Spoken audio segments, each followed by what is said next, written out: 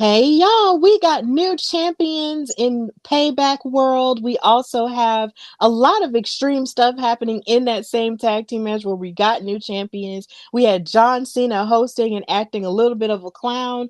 And of course, we have the return of a superstar that went missing and just wanted to get away from his toxic family. This is the Payback After Show on Women's Wrestling Talk.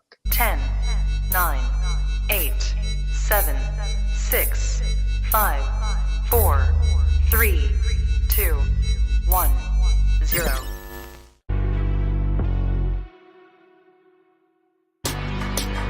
Women's Wrestling Talk, the #1 women's wrestling show on the planet. Hey y'all, welcome to the WWE Payback 2013 after show on Women's Wrestling Talk, the #1 women's wrestling show on the planet. It is such an honor to be before you guys on Labor Day weekend, which is a special weekend for me because, of course, it's my birthday weekend. And it felt like, what better way to enter into this new phase of life than to watch something that I love, which is wrestling. Wrestling on my birthday weekend is always an amazing thing. Of course, last year they had NXT's Worlds Collide with them in NXT UK, and that was fantastic. But this year we got Payback with the main roster. So it was really cool to watch this pay-per-view during Labor Day weekend on a weekend where there's a lot of change in wrestling. But at the end of the day, we are here and we are going to talk about all of the good things of what happened and even the bad things of what happened in Payback. But of course, I'm your girl, Stephanie Hardy, host and creator of the Hardy Wrestling Podcast, host and writer for this amazing platform, color commentator featured on the Belladonna Division, Battle Club Pro, Black Girl Magic 2022, and Spartan Wrestling, and of course, a certified Goat. And I am not alone. I am here with one of the kings of women's wrestling talk. He is the people's EST of WWT. He is a host and writer for us on this amazing platform and a writer for Daily DDT. He is Cedric Welton. Hey, Cedric, how are you doing? I'm great. And I thank you for that intro. You know what I just thought about? And we can throw this on there. It's funny. We were just talking about the titling of this as after show, this post show. It just dawned at me that it should have been titled Thank You, Trish. It really should have been titled that. And it hit me like right when you hit the button to go live. And I was like, darn, that should have been the title because Trish really sold out today. She really did her thing. And all the critiques we've been getting of her the past few months, you can throw those out the window now. You can throw those out the window. Yeah, it was such an amazing start. Like, of course, they did, some platforms actually did release the order of the card, and it wound up being pretty correct with the women, with it starting with a women's match. But I'm going to paint a picture for you for how my Saturday went. Of course, I am a big fan of WoW superheroes. And of course, here on Women's Wrestling Talk, we have an after show for it. And it comes on Saturdays at 6 p.m. where I live, which is in Birmingham, Alabama. Of course, 205 lit all day. And I'm watching it, and so we had this amazing episode, which I will talk about Monday.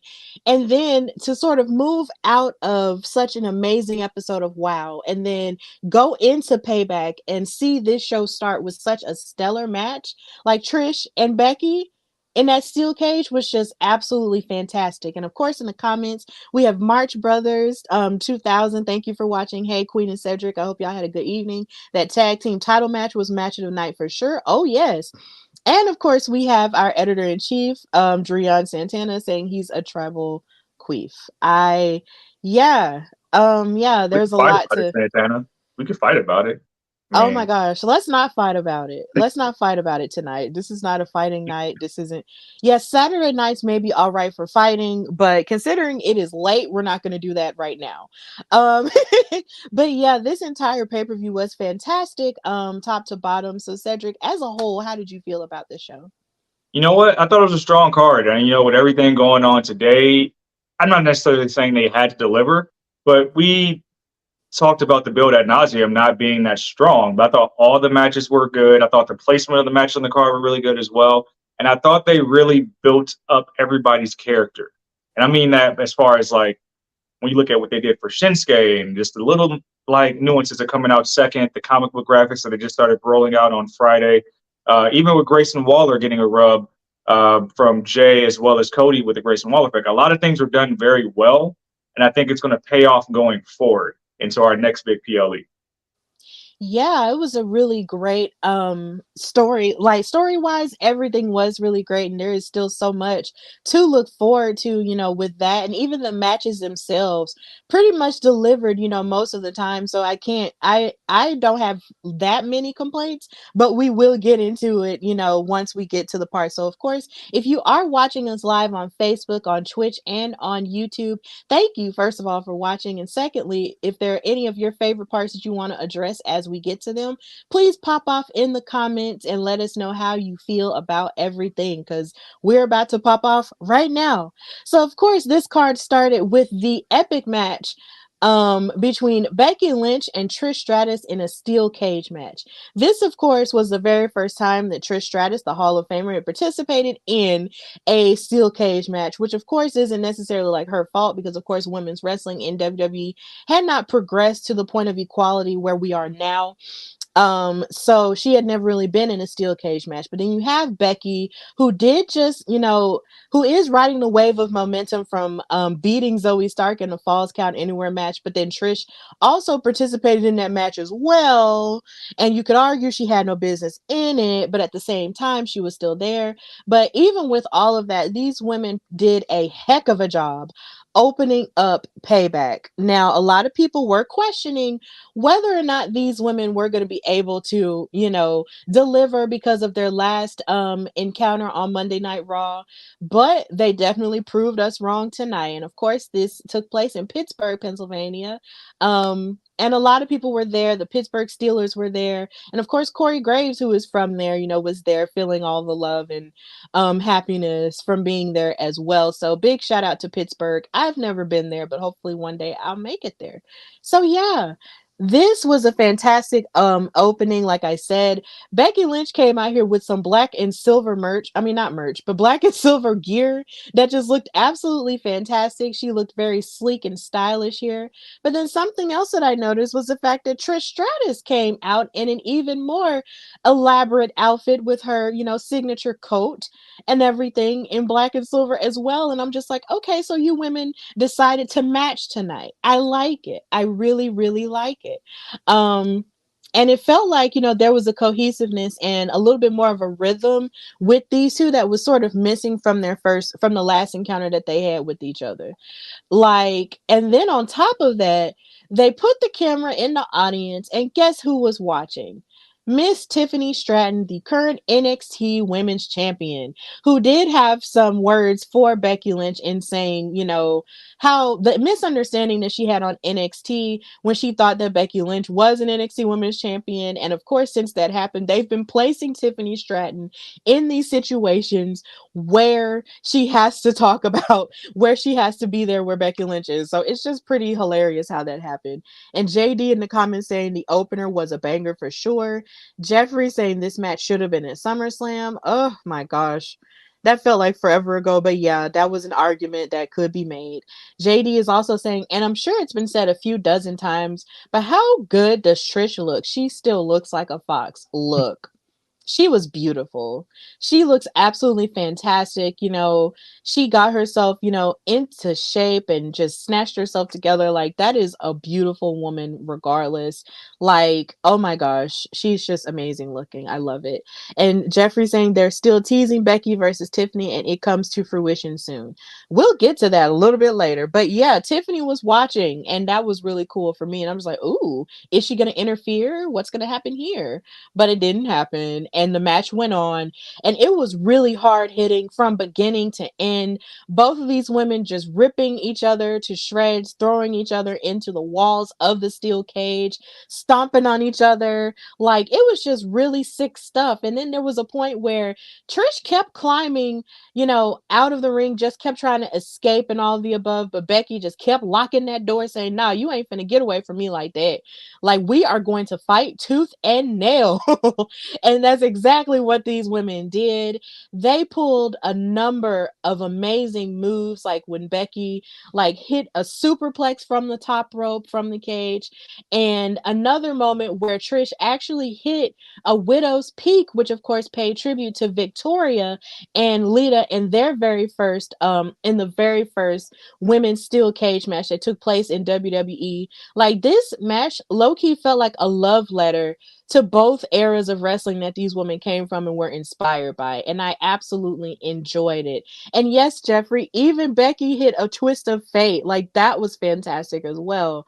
Like, and even in this picture where you see Trish Stratus sort of hanging upside down and she was trying to escape, this scared me a bit. I was like, oh my God, is she gonna make it out? Is she gonna make it out of this situation alive? Oh my God, it was just really crazy. But in the end, Becky Lynch wound up winning, even after a certain Miss Zoe Stark came in and tried to interfere on Trish's behalf. She still wound up getting beat up and manhandled, slammed, like Trish Stratus wound up doing from the top rope, and Becky won this match. And of course, in the package that they had before, they were talking about how this was going to be the last time they would face each other. So if this was the last time we see them fight each other, then doggone it, they really ended this feud on a high note, okay? They did the doggone thing. This made my heart swell, like I said, after coming out of watching Wild Superheroes and seeing this match open. Like, this just solidified my love for women's wrestling as a whole. It was just fantastic. And JD in the comments saying love letter is a good call. Thank you. Jeffrey saying Becky and Trish said if this is the end of the feud, let's show them what we can do, then let's kill it. And yes, the crowds even chanted this is awesome a couple of times, and they really definitely deserved it. So before I get into what happened afterward, though, because there was a lot more, Cedric, how did you feel about this match? Great match. Honestly, putting it at the start of the card just shut a lot of people up because they not only stole, they pretty much stole the show. All the spots they did. Trish is 47 years old. You got to put this into context. She doesn't need to do this. And all the stuff she did, all the spots and the bumps she took in that ring, hanging from the top of the cage, like my knees hurt looking at that. Just for her to be able to do that, like it's just amazing. And you want to talk about tying up loose ends? Maybe they should have stopped 4 weeks ago. Maybe they didn't get enough time. Becky put on twice this week. The main event of Raw this past Monday, opening up the show this week. So it kind of echoes her husband's sentiments when he was on After the Bell. It's like, hey, when you give them the ball, they always show they can do well. And this was another example of that. And Trish being from a completely different generation, showing she can still hang with this generation, doesn't need to be overlooked at all. But it's good that both superstars can now look to go other places and other rivalries now. Absolutely. I definitely agree with that. And it's so funny you said that she was 47 years old. It's so weird. I never think about ages like that. Like, I just never really be thinking about that because sometimes these people still be acting like, of course, you know, they're not in their 20s or 30s or something like that. But yeah, when you think about the fact that she is 47 years old and she has, you know, lived a full life with a family, a husband, and some children, like she has 2 kids, you know, she doesn't have to do this. She could just pop up at appearances at conventions and do stuff like that and just make small appearances and not, you know, really get in the ring like that. But for her to really do that, you know, at this age and still do it, you know, pretty well, like it's just, you just love to see stuff like that because there have been different conversations that a lot of people have had in wrestling where they think, oh, well, if a woman is this old then they shouldn't be doing this. But my thing is, if there are men doing it, you know, and they're a little bit older than that, then doggone it, why can't we let the women do that? And Trish is definitely a living testament to the fact that age doesn't mean a damn thing. You can do whatever you want to do, you know, if you feel like, you know, you're ready to do it. And I definitely agree with that. So I guess we do have to say thank you, Trish, for bringing this out of Becky and just giving us this fantastic match. And it was just so good to see them, you know, get the cheering and everything that they deserved from it. Like, it was just fantastic. But of course, like I said, it didn't end there. Because as Zoe Stark was trying to help Trish Stratus, Trish was upset that she didn't get the win or the upper hand on Becky with the help of Zoe. So she started yelling at her and telling her to just get out and all of this other stuff, being mean to Zoe and just being ungrateful, right? So Zoe decided to smack her in her face and give her the Z360, and she took off the Thank You Trish t-shirt and threw it on top of her and walked out. So now we've reached the end of this partnership. Like, this partnership was paying dividends for Trish, but it's looking like in the biggest moment when Trish wanted that to happen, it looks like, she got upset about it and was like, look, you're no good to me anymore. Goodbye. And Zoe wasn't having it. So, Cedric, do you think that this is going to lead to another feud between Trish and Zoe? Like, are you here for that? Or do you feel that maybe they're just going to go their separate ways and just do other things? No, I think I think in hindsight, that's the moment of Trish kicking Zoe out the coop and saying, "You're free. Fly. You don't need me anymore." And like Mm-hmm. to echo Mark Henry's sentiments earlier this week, we might see the reign of Zoe Stark in the next 2 years. I think this was meant to elevate Zoe to being a well-known character of the women's roster going forward on Monday Night Raw. So I don't think they need to interact with each other. I think that just tied it up right away.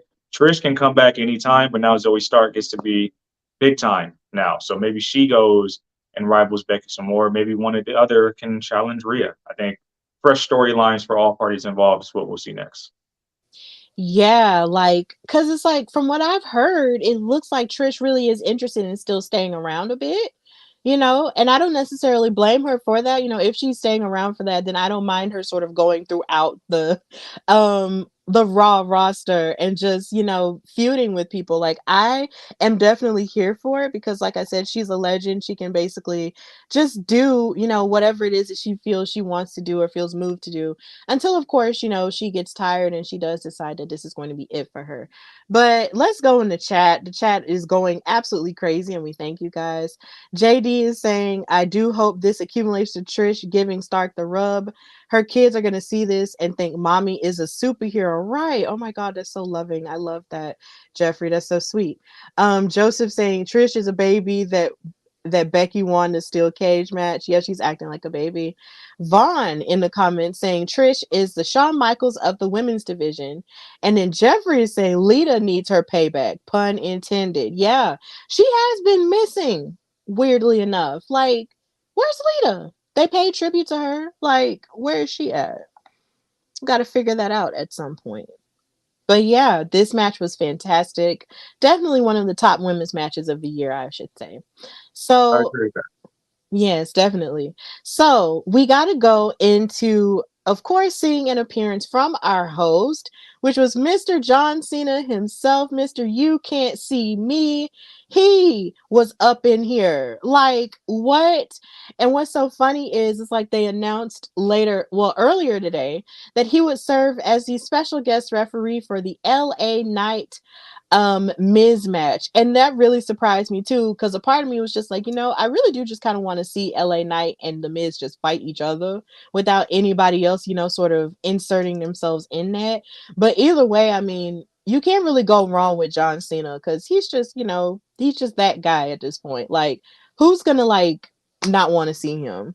So yeah, he comes out and does his intro with his new merchandise, which someone pointed out looks like the color scheme of Bluey. If you like that cartoon for your children, yeah, Bluey. It was really cute. He came out here and posed in front of the camera, and basically said that he was happy to be the host of Payback because he's never been the host of anything before. But he gets interrupted by the Miz, who can just take the air out of a balloon, Lord. He came out here and basically started talking about how he doesn't understand why John Cena, should be the special guest referee because he's already the host. And John Cena was sort of playing to him a little bit and just saying, look, I know you have more experience as a host. Why don't you tell me what to do? And the Miz proceeded to insult him and say, look, maybe the next time you get a call to be Mermaid Barbie, you shouldn't do it. And I was just like, I know you ain't talking, considering half the movies you've ever been in have never made $1 billion. I'm gonna need for you to chill, okay? Because John Cena was the perfect Ken. he made a good mermaid canon. I don't care what anybody says. I am a Barbie fan. I was always a Barbie girl. That movie was fantastic, and I would see that movie millions of times over if I could. But making fun of him for being in a $1 billion movie directed by a woman, I'm gonna need for you to chill, Ms. Know Your Place. But he did proceed to give him more advice and talk about, well, just don't get involved in other people's stuff. But John Cena pointed out to him, well, if you don't want me to get involved, it's like you want me to be involved in the show, but then you don't want me to be involved in your match. Like, make it make sense. And the Miz couldn't make it make sense. So this led to the match, and it led to, of course, John Cena introducing LA Knight. Yeah. And of course, everybody in Pittsburgh lost their minds. Everybody was crunk because when LA Knight comes, that's like the equivalent of Juvenile's back that A word up coming on somewhere. You're gonna lose your mind and you're gonna go crazy. So everybody's losing it. And yeah, LA Knight and The Miz had a pretty stellar match, I will say here. They did have a stare off, during his entrance. And then of course you have John Cena in his efficient t-shirt and everything. So the one thing I will say is that John Cena really did call this match down the middle. Which made me wonder, why is it that LA Knight was sort of being so aggressive towards him in the match? I was just like, bruh, he's calling the match down the middle. Why are you being so mean to him and getting in his face the way that the Miz was getting in his face? Like, it was so bad to the point to where these men had a standoff, because of course John Cena is a little bit more bigger in build than your average referee. So anytime they were doing an illegal move, he was yanking them out of the way because he's that strong. And they had issues with it. And then when LA Knight had an issue with it, I was like, that's rude. You ain't got to be mad at him like that. But this did make me wonder, LA Knight versus John Cena, will we ever see it? Will it happen? We just got to wait and see. But this picture really did sell it for me. I'm not going to hold you. It really did. But then these men really did, hit a lot of their finishers onto each other and kept kicking out a lot of the time. And The Miz was just getting frustrated after a certain point because he even hit his skull crushing finale, and that didn't even work. But of course, as we go further into the match, The Miz decided he wanted to throw shade at John Cena and do the "you can't see me" and then try to hit his move. But then LA Knight does a kip up and then he hits him with the blunt force trauma and he wins the match, much to the happiness of everyone. And of course, John Cena holds his hand up, and LA Knight celebrates. But it doesn't end there, because they had yet again another face off. But John Cena was telling him, look, this is just about respect. I just want to shake your hand. I just want to shake your hand. But LA Knight, of course, was just jaw jacking at him before he finally shook his hand.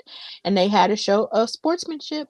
But that doesn't mean that they won't fight each other, because, of course, John Cena is going to pop up on more episodes of SmackDown over the coming weeks. So maybe we will see these two fight. But either way, I loved it. I liked the match a lot. And I'm really intrigued to see where John Cena and LA Knight are definitely going to go. In the comments, Vaughn is saying LA Knight records for the 99s and 2000s. Jeffrey saying, I would love to see LA Knight and Cena. And Vaughn saying, this reminds me of when Stone Cold was a referee for one of Chris Jericho's matches. Okay, that's a nice little throwback. And Joseph saying, LOL, this match felt like an eternity. They got 16 minutes when this match should have been in half the time. Well, I I'm can agree not. with that, Boza. I can Yeah. actually agree with that. It did feel like the match was a little long with a lot of the near falls, and but I think that's just because they wanted to flex that both stars can do a little bit more in the ring. And shout out to the Miz, man. I know he gets critiqued a lot, but I love that the Miz is like kind of in the twilight of his career, showing people it's like, yo, I can do a little bit more in the ring. He's showing people like, hey, I have different things in my move set that I've never been able to showcase in like year 20. So I think that's pretty cool. Yeah, and I understand that because I know last night on the SmackDown after show, Nikki was talking about that as well in the comments. Just giving him, a little bit more credit. Because I did kind of go ham on him last night, and I do, and I will admit that because LA Knight was talking about, his journey, to the top, which wasn't exactly the easiest journey that he did discuss. Of course, him just taking smaller jobs in Hollywood and working his way up and living in places that weren't exactly the best, living conditions and stuff like that. In comparison to what we've heard about The Miz, because of course we don't necessarily know all about The Miz's background and what it really took for him to get to where he is now. But that's not to say that he didn't work hard to get to where he is, because he took a lot of crap. He ate a lot of crap from a lot of people in wrestling who did not even take him that seriously. And The Miz is definitely great, and he is in the twilight of his career because, he has improved his game for someone who was not, someone who started in the independents and got his way, all the way through different promotions and stuff like that. He's a WWE guy, but he's definitely maintained, and he's very decorated, like they said on commentary. He's been a champion. He's been a Grand Slam champion, I believe, Two twice or times over. 2 times over, right? So, and he's been Mr. Money in the Bank twice and all of the above. So he's really done a great job of building his brand to where it is now. So take nothing away from The Miz at all, but it's just that character wise, you can just tell that The Miz really is just mad and jealous of LA Knight because LA Knight really makes people love him by just him being himself. And The Miz is just like, no, I don't like it. And it's just like, no, he's not just a one night, a one hit wonder. Like, don't just do that to him. But go ahead, Cedric. People don't want to hear this, but passing the Miz test is a very big deal. The Miz elevates whoever's his counterpart is. He's the quintessential heel and quintessential antagonist for anybody he opposes. So passing that test on the mic, in the ring, elevates you to the next stratosphere. I would expect a title reign in LA Knight's near future. Absolutely. And you're right about that. The Miz test is definitely a thing, and a lot of people might not want to admit that, but it is. But yeah, like LA Knight clearly showed that he can pass. But honestly, LA Knight showed me he could pass 2 Fridays ago when he was clearly emotional about the passing of Bray Wyatt and then proceeded to also pay tribute and cut a promo at the same time. That's really, like, I loved him before, but that made me, grow more respect for him inside because I was just like, man, yeah, you really made me want to cry and want to run through a wall at the same time. So yeah, like LA Knight definitely does have it. And then also getting an endorsement from John Cena of sorts, with What do you him think holding about his that? 'Cause arm. I've seen people already put that up against the photo of The Rock seemingly endorsing John at WrestleMania. I think that was 29 in New York. Yeah. I've seen people put those pictures side by side. Do you think that's a similar moment to that? It could be, but the reason why I doubt it is because of the encounter that they had before with them fussing at each other. It's just like I would say that that was exactly like that moment for him sort of saying, passing the torch, but it just feels like it might take a little bit more for John Cena to pass LA Knight the torch, and it might take them fighting each other. So I won't say that it didn't remind me of that, but then I just feel like it might take just a little bit more because there's some animosity there that I feel like needs to be explored. So yeah. Knight gets a Cena match, and it's not brief. It's a long run, but I'm gonna say 2 months is brief. This brief John Cena time we have, that is a big deal. Mm-hmm. If he can And get a Cena match in this brief time. yeah, and then even he said he knows that, time is winding down for him because he's getting older. So let's just, really just enjoy him as much as we can have him because of course in the blink of an eye it can all end, and one day he'll tell us, I'm retiring, and then we'll all just be crying and it'll just be a mess. But either way, we'll have to get through it. So yeah, Vaughn saying appreciate Cena while he is there. Yes, we definitely will. So yeah, LA Knight came out with the win. So just really intriguing stuff in the world of LA Knight. Yeah. So next on the docket, we have Rey Mysterio versus Austin Theory for the United States Championship. This match was pretty good for the most part for me as well. Of course, Rey Mysterio came out with his LWO stablemates, and it was just really cool to see them come out here in those new t-shirts. Even though I'm worried about them when it comes to those t-shirts, a part of me is just like, Yo, it's like last night they were on SmackDown, and it's just like every other match that they had in the tag team scheme of it all, they lost. And I was just like, bruh, I'm tired of this. Like, I just want LWO to be as dominant as everybody else is. And it just Yeah, seems like, I have some thoughts on that, but I'll say it. yeah. Yeah, I understand. Like, we can wait. But either way, they came out here to support Ray and all of the above. And he looked fantastic in his LWO gear as well. And of course, Pittsburgh got those PWO t-shirts. And I can definitely say, as a fan of those types of t-shirts, I would have ran to the table and purchased one if it was Birmingham or like Alabama. Because they do give us Alabama 316 t-shirts all the time. But I do hope the next time a SmackDown or something does come, they give us like a BWO or AWO. Either way, it's gonna get purchased. But yeah, shout out to Pittsburgh for that. And of course you have Austin Theory out here being Austin Theory, primping and posing and flexing his muscles. Look at me, look at me. But whatever. Yeah, Vaughn, Alabama World Order, absolutely. Um, so this match was pretty good for the most part, and it was sponsored by Cinnamon Toast Crunch, which is a taste you can see if you remember that from back in the day.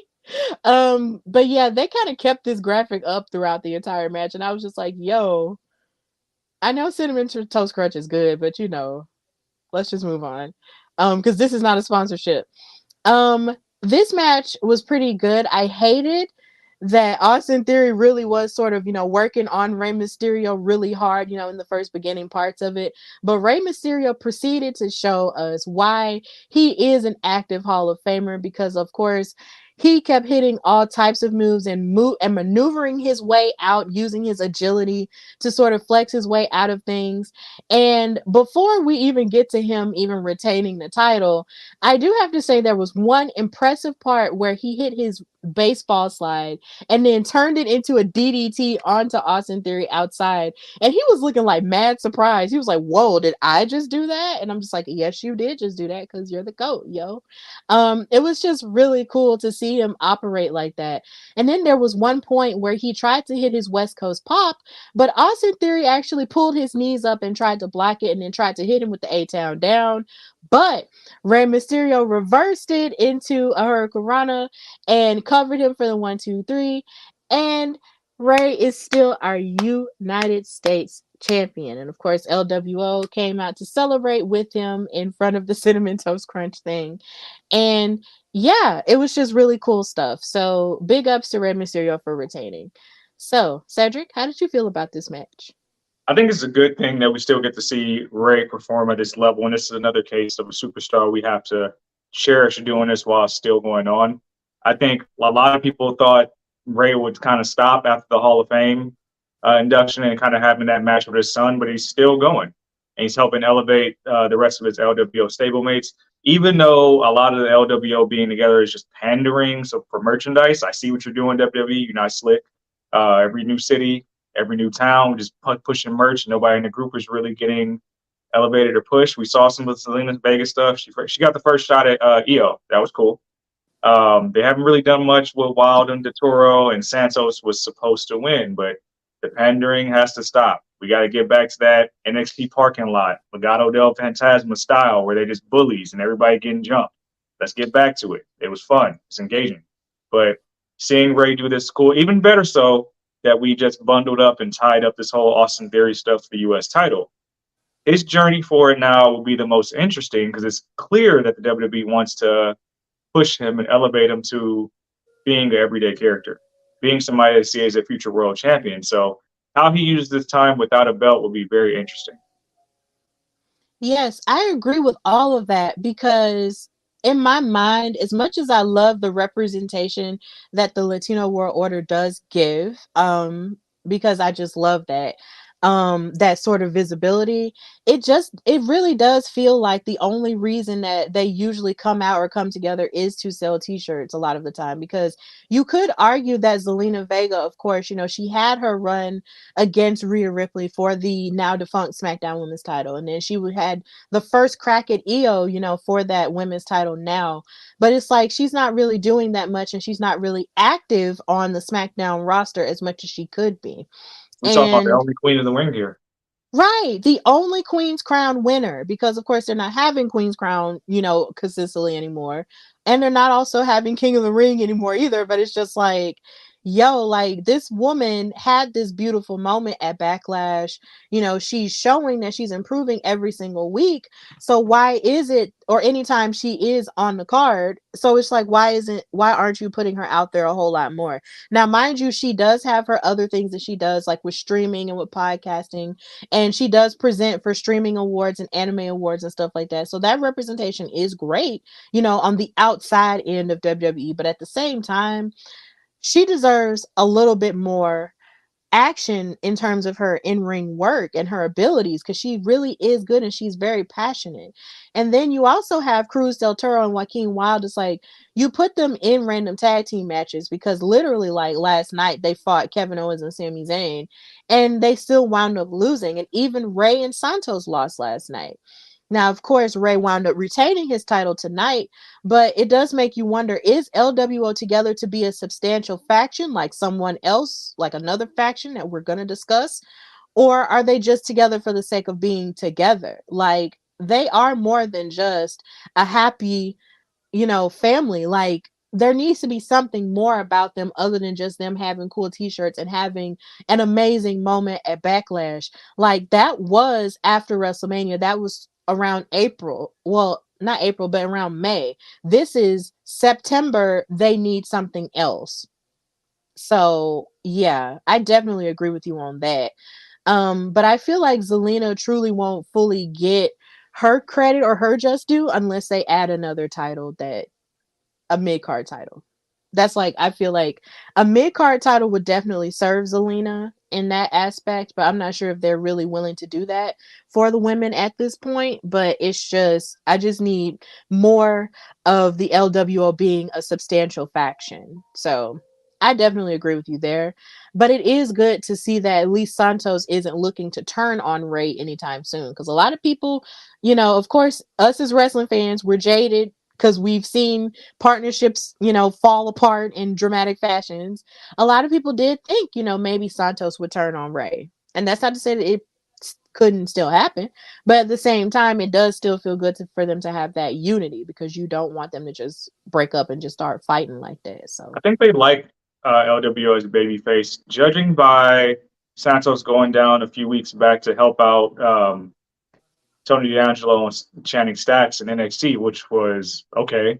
After the big rivalry they had in NXT, like they're just friends now. After he was forcing them to work for the D'Angelo family, so it's like there's good things to be had from them being a unit, being a babyface was cool. Having Rey as the mentor, but like you said, there has to be something there has to be real opposition, and I don't think they've had that yet as a unit that kind of flexes them as a prominent faction.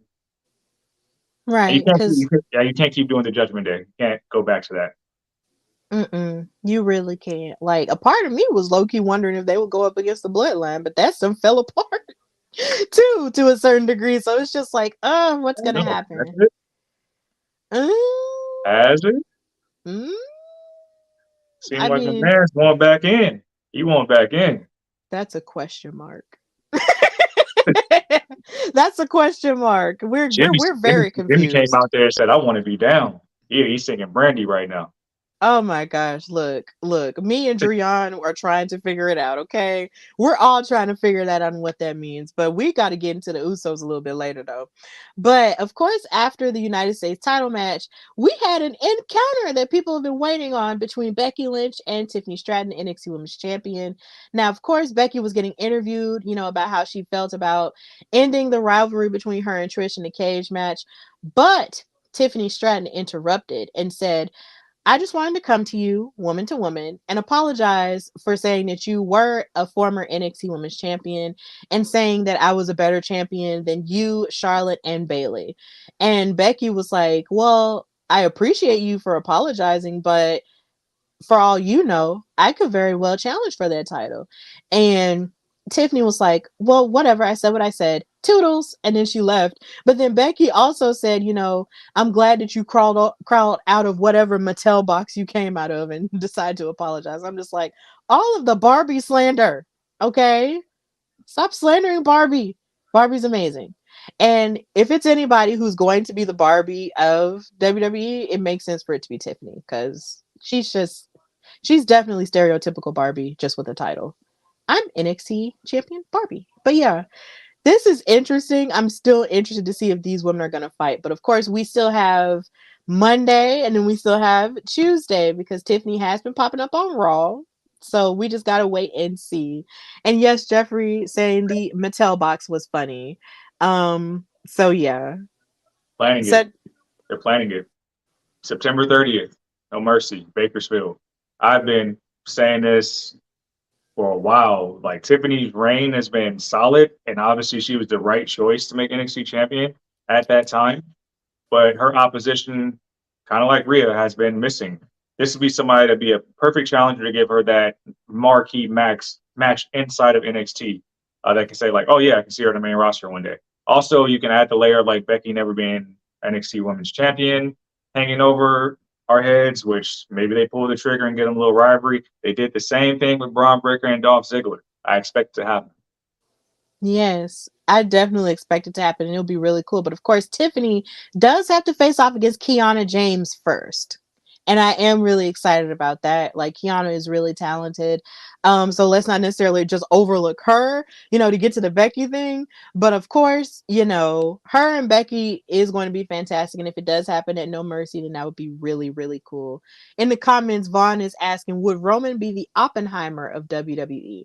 I don't think so. He's more so of Thanos because he's the person who will just sacrifice his family and throw them over the cliff in order to gain power. So yeah, he's Thanos to me. Joseph saying, LOL, I think most of us expect Sharpay Evans to beat Kiana James Tuesday to retain. Will Becky be that main roster they use to help sell tickets in Bakersfield? I don't know. But either way, I'm here for it. Vaughn, Barbie Stratton, and also Roman is Injustice Superman. I definitely see what you did there because on his show, on The Righteous Ones, he did talk about comic book characters, and aligning them with different wrestlers. So I see what he did there. But I definitely feel like Roman is Thanos because he's just evil. But yeah, I'm still angry at him for hurting my feelings at WrestleMania, by the way. Still not over it. But whatever. Speaking of hurt feelings, let's talk about this match. Kevin Owens and Sami Zayn versus Finn Balor and Damian Priest in a Steel City Street fight. This match was fan freaking tastic. It gave you all of the extreme things that you were looking for in your life. Like it was definitely like giving me ECW. And like I just loved every inch of it. And then of course it did pay tribute to Terry Funk because later on in the night in the match we saw Kevin Owens sporting a Terry Funk t-shirt, and the Pittsburgh people definitely seemed to appreciate that because we did of course lose him last week as well. So it was just really nice to see them, sort of nod their head and give a tip of the cap to this form of matches that was sort of innovated by Terry Funk. This match was fan freaking tastic. They started in the ring, but they ended the match everywhere else, fighting all over the ring, all over the commentary desk, pulling out tables because, of course, the wrestling fans have to chant, "We want tables, clap, clap, clap, clap, clap." And I'm just like, y'all, like, give them a minute. Give them a minute, please. But they finally did pull out a table, but didn't necessarily utilize it until almost the very end of the match. But it was just really fantastic stuff here. Like you had Kevin and Sammy putting a trash can onto Finn's head and taking kendo sticks and beating him with it, basically turning into like a stomp type of thing. Like if you've ever seen that show where they use all kinds of objects to make noise and music with, that's what was going on in this match. And I just loved every inch of it. And then on top of that, on top of them using tables, Kevin and Sammy were just throwing caution to the wind by throwing each other, like throwing themselves over and flipping off of different things like the barricades, like the table, like the pre-show table. Like these men did not care. And I just loved every part of it. And then of course you have Dominic, inserting himself into business that doesn't concern him. He started beating up on them, behind the production table on the other side of the arena. But then as they were celebrating, all of a sudden you see Kevin and Sammy pop up in hockey jerseys, because Pittsburgh, at this point, I didn't know this up until this point, but Pittsburgh has a hockey team, and they came out and started beating up on them with hockey sticks. And then somehow or another, Kevin Owens was bleeding, and I'm just like, how did this happen? But it fed into the vibe of the match, and I just loved it. Like, they were just beating the crap out of each other with these hockey sticks and just destroying each other and just screaming at each other and everything. And I know the people of Pittsburgh appreciated it. Yeah, the Pittsburgh Penguins, thank you very much. Like, I literally said out loud, what in the Mighty Ducks is going on here? It was just really amazing. Like, I just loved it. Like, this was where I really thought they could have won the match, but they fought some more and fought some more. And eventually we had more interferences from Dominic, and even Rhea Ripley coming out and spearing Kevin Owens through the barricade in the timekeepers area. And I'm just like, girl, this does not concern you. You have a championship match later on tonight. Why are you here? It was just so annoying. I was like, why are you here? And then you had even JD McDonough interfering, and I'm pretty sure that's going to be addressed on Monday, once they figure out, he actually did help them, because of course he didn't celebrate with the Judgment Day after what happened. But either way, it was just like, bruh, all these people coming in to help Finn. And what was so funny about it was, it's like Monday, Rhea was like, look, if y'all don't win, there's going to be some changes around here. And I'm just like, but you helped them win though, so what was the point? What was the point of threatening them with that if you were just going to help them win in the first place? Like, girl, shut up. So Dominic interfered, hit Sammy across the head, and then Finn turned Sami Zayn around, covered him up, and they got the 1, 2, 3. And now the Judgment Day has all of the gold. Finn and Damian are now the new undisputed tag team champions. Rhea is the world women's champion, and Dominic is the NXT North American champion. And of course, Damian is still Mr. Money in the Bank. So they are hoarding everything. Everything. And this disappointed me, because this destroyed my predictions pool that I had going on my own show, the Hardy Wrestling Podcast. I was so disappointed. So disappointed. But Cedric, go ahead and tell the people how you felt about this match. Beautifully scripted match. This was the Terry Funk Hardcore tribute match that they were trying to do last week on SmackDown. Great spots from the hockey spot, which really got the crowd rowdy. Kevin Owens jumping off the second story doing a swanton, where it felt like he didn't get much of that table. Really good spot. I don't know where he started bleeding from, but I'm pretty sure that was just a tribute to hockey, which is really cool. So I think the fans got what they wanted this match. But I think this overall was the right call. Overall, it felt like the tag team division was kind of getting held up a little bit. And the storyline was just to dismantle the bloodline. That's complete. We can't continue to hold up the tag team division when there's so many tag teams emerging. The New Day is back. Street Profits getting a reboot. So this is a good time. I think the Judgment Day. And also, I'll note this. Finn became a Grand Slam champion today. Very well earned, very well deserved, getting the tag team titles. But the Money in the Bank briefcase was finally good for something, because the past 2 big matches Finn was in, it cost him L's. So being able to just use that briefcase in that moment was also a good touch with him being able to pick up a W here. But if they would set that precedent, because there's a moment where Sammy got out of Finn's grasp for the coup de grace, and I thought, oh, wow, this is how he loses again. You can't keep doing that to Finn. Finn is not a character where, we're going to have him be the one to take the pin 3 times in a row in the big match, and it's just going to go over well with the group. So I think they made the right call. Judgment Day has all the gold. Dom is actually a champion as well. They'll probably induct JD McDonough into the Judgment Day finally, since he's a longtime Finn friend. Rhea spearing Kevin Owens into the barricade. Great match. Great spot. it would be nice. I know they won't do it, but maybe a superstar spectacle, you can get a one-on-one match or a moment. I don't know, but I think that would be cool if they did that next Saturday. But Judgment Day has been moving merch, been in the main event of Raw, I think dating back since May. This just makes them even stronger, and it shows how much faith they have in them as a group.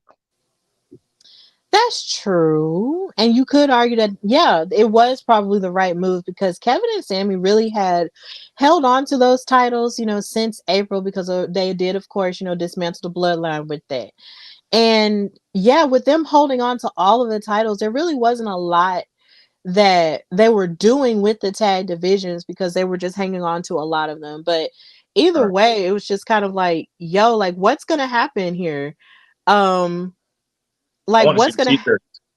like what's gonna happen with these tag titles? And you could argue that was the best move, but it's just like, oh my god, like it just really weirded me out because I'm just like, so does this mean that Finn and Damien aren't going to have their issues anymore? What does this mean? Are they okay now? Like what's going to happen?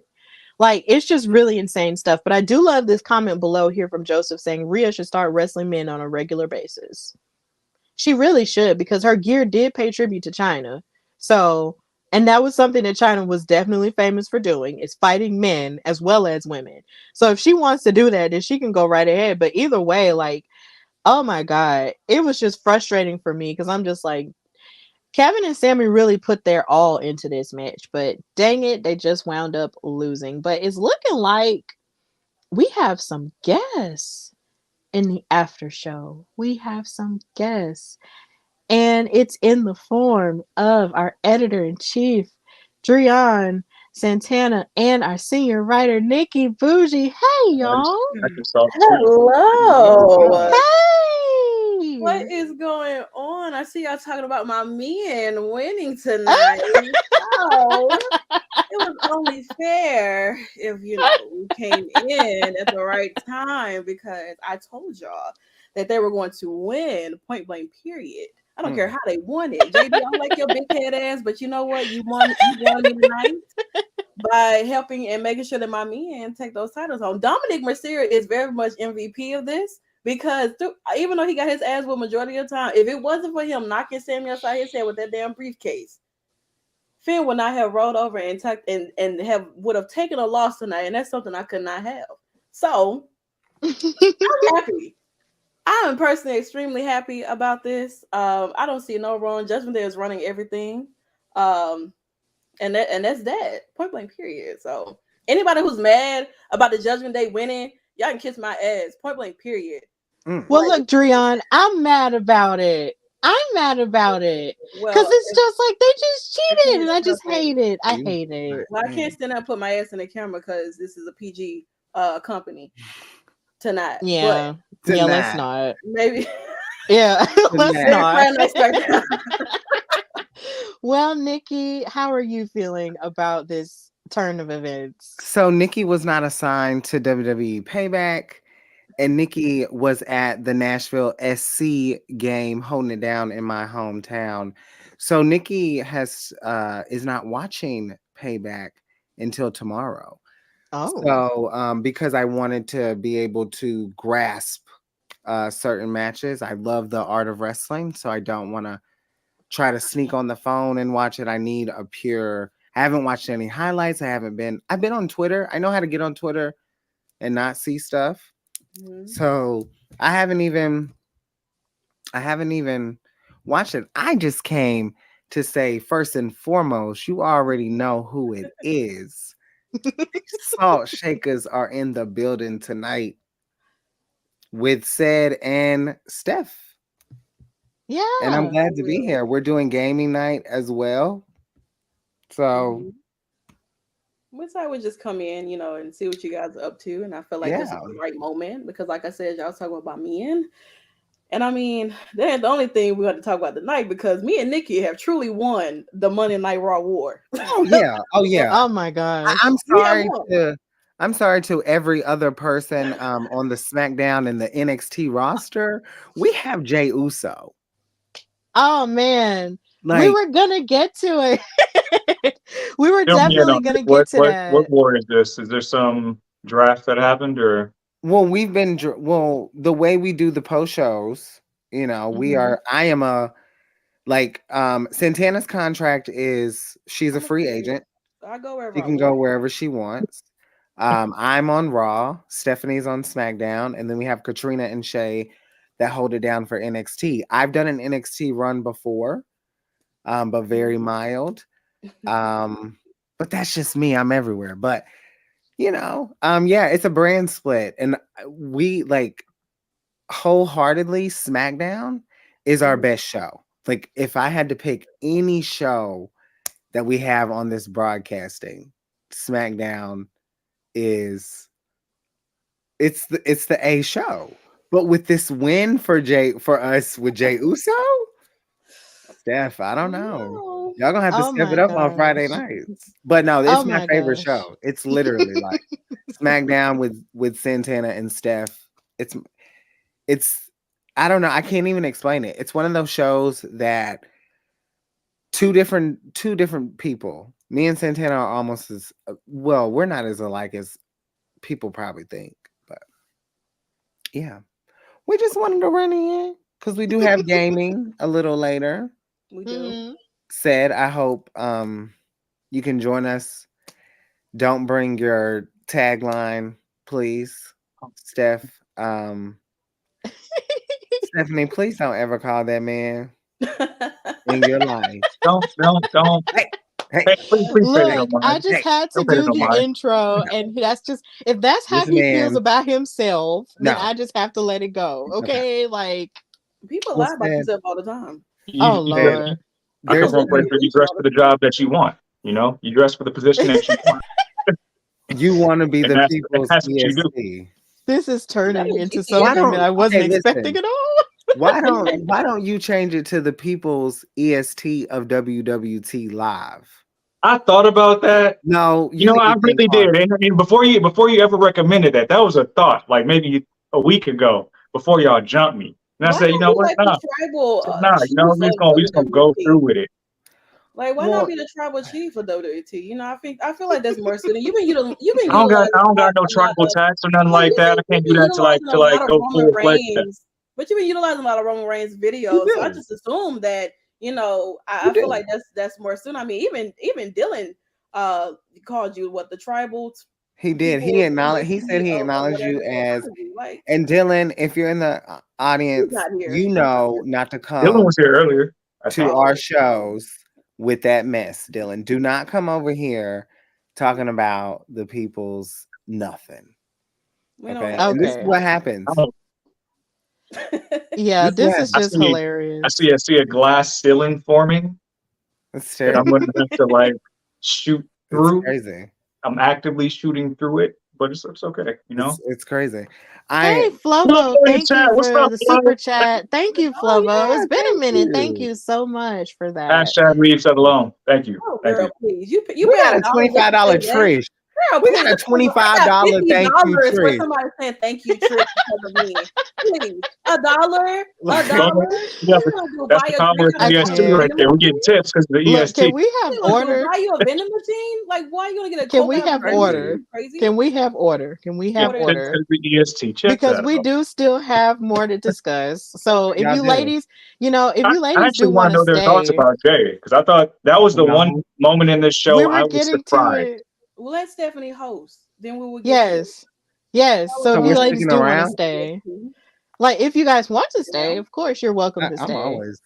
I mean, Yeah, Okay. why not? Well, Let's yeah, since we're staying and since we're talking about the rest of Payback, let's just take it back a notch and talk about the Grayson Waller effect with Cody Rhodes as his guest.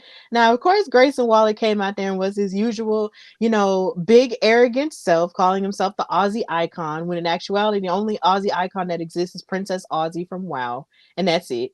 But either way, he came out here with his glittery shirt on and he introduced Cody Rhodes. And Cody came out here dressed up in his beautiful suit, which I really did enjoy, and did his intro. And of course, the people of Pittsburgh were definitely loving it. And Yeah, before he got a chance to ask Pittsburgh, what do we want to talk about? Grayson interrupted him and cut him off. And I was just like, how dare you? You're so rude. And he was just like, look, nobody wants to know what these people want to talk about. What matters is what I want to talk about. And Cody Rhodes read him by basically listing every other wrestling talk show that's ever existed in the entire history of wrestling, period. And it was just so funny how he did that and then proceeded to say, look, since you are doing me a favor by having me on your show, basically just acquiescing his ego a bit, then I'm just going to give you an announcement, and give you a little bit of a scoop. And the scoop was, of course, Jay Uso, main event Jay Uso, is now going to be a part of the Monday Night Raw roster. And he came out with the regular Uso theme, but with a little bit of an change, because of course it's not down since day one ish, it's both of us here. No, it's just Jay. So this was amazing. He came out here much like to a lot of people's surprise, and everybody was crunk about it. And then he also proceeded to kick Grayson Waller in the face for talking too much noise, and he proceeded to celebrate a whole lot more. And it was so funny. Grayson actually had to put a cold Pepsi on his jaw because he got super kicked so hard in the mouth. And that's what you get when you run your mouth a little bit too much. So yeah, Jay Uso is going to be on Monday Night Raw because he is away from his toxic family. And I love that for him. So Cedric, how did you feel about this announcement? And what do you think that does for the landscape of Monday Night Raw moving forward? Creates a lot more possibilities of Jay as a single superstar, maybe even an IC title run that we didn't get the last time he took on, the last time he took on Austin Theory. But I'm more intrigued by what this means in the actual general manager world as far as a trade, because it subtly indicates that, like, I pulled the last bit of strings I had and pull to get Jay moved over to Raw. So what does SmackDown get? It makes you feel like SmackDown gets Cody, so you can finish the story, but we might not get that. But I'm pretty sure that's what's going to come. But I think for Jay, it's awesome. And I like the blue landscape. I like the new theme song, Down Since by Myself. And you get to see more main event Jay. What's really captivating to me is how much he has the crowd in his hands. Like, the crowd is really behind Jay. Like, we talk about this LA night push so much, but like Jay, he really got the juice. So they got to do something with him in a big way that puts him in some type of title picture, because they can't just let that fade out. Like, you can push the Jimmy match way down the road, but you got to do something with Jay in the interim before 2023 ends. I absolutely agree with that. Like, there is something that does need to be, given to Jay as a reward for how he's been able to gather everyone and just make everybody like super excited the way that he does. Like, people have been loving Jay, of course, loving the collective of the Usos, for years now. But then when you think about Jay and all the growth that he's had over these past 3 years, people definitely resonate with him a whole lot more. And him being on Monday Night Raw is really going to shake things up for his own career. And that's something that we do get to explore now, because we've only ever known him, like Grayson Waller said, as a twin. We've never seen him really like fully blossom by himself outside of the shadow of the bloodline. And we do get to see that. And I'm really excited to see that. I hate that me and Santana don't get to talk about it on Fridays, but either way, it's still pretty exciting stuff. Like, I cannot wait for that. And yes, you did bring up a valid point with pulling those strings as a trade and wondering, like, okay, did they really trade Jay for Cody? And does that mean Cody finally gets a chance to finish a story? I hope so. But, before I go further into the show, Dreon and of course Nikki, how are you guys feeling knowing that he's on your side of things? They better not take Cody. That's all I'm saying. Cody is made for the USA Network. He's Like, literally walking around and branded in the colors. So, like, I don't know how I would feel about Cody being down there on Fox. I mean, I'm a free agent, so either way, take Drew. Win. Either way, I win. Like, I'm on both Friday, Monday, and SmackDown. So, like, I'm on both shows. It don't matter to me. But do I want Cody to go down there and be on Friday Night SmackDown? No. I feel like maybe somebody else could be going down to Friday Night SmackDown, or there could not be a trade at all. This is going to be a way to detach Jay from this whole bloodline bullshit, and Jimmy figure out if he wants to be with the bloodline and whatever. Maybe this is a different arc, anime wise, a different arc for these two. You got Jay having his own arc, and you have Jimmy having his own arc. Jay's arc is going more the positive side and everything, while Jimmy's is figuring out his own shit, because we never really seen Jimmy be a solo talent. You know, we've gotten to see Jay be a solo talent before. With Jimmy, this is going to be a little bit different for him. We've already kind of seen how his shit been going on Friday, where everybody was knocking his ass down. He was everywhere. So I think that with Jimmy and Jay, we're basically going to be able to see the individuality these two have versus always seeing them together. You know what I'm saying? So I think that is great that Jimmy is going to be staying down on SmackDown and figuring out what he's going to do. But I also think this is a win for Raw, because you need another star power going over to Monday Night Raw, because I mean, we kind of see some of the same people every week anyway. So like, let's see how Jey Uso fits over there and who he, has this feud with and things like that. And I don't mind it. Either way, I win.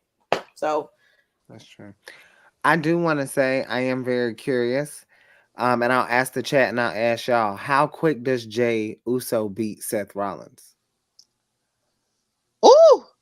Like, that's what I want to know, because it's happening. Seth, you can, baby, you can count your days. No. Like, Jay is definitely main event. That like Jay's main event. So I'm curious, how quick does he take that title off of Mr. Seth?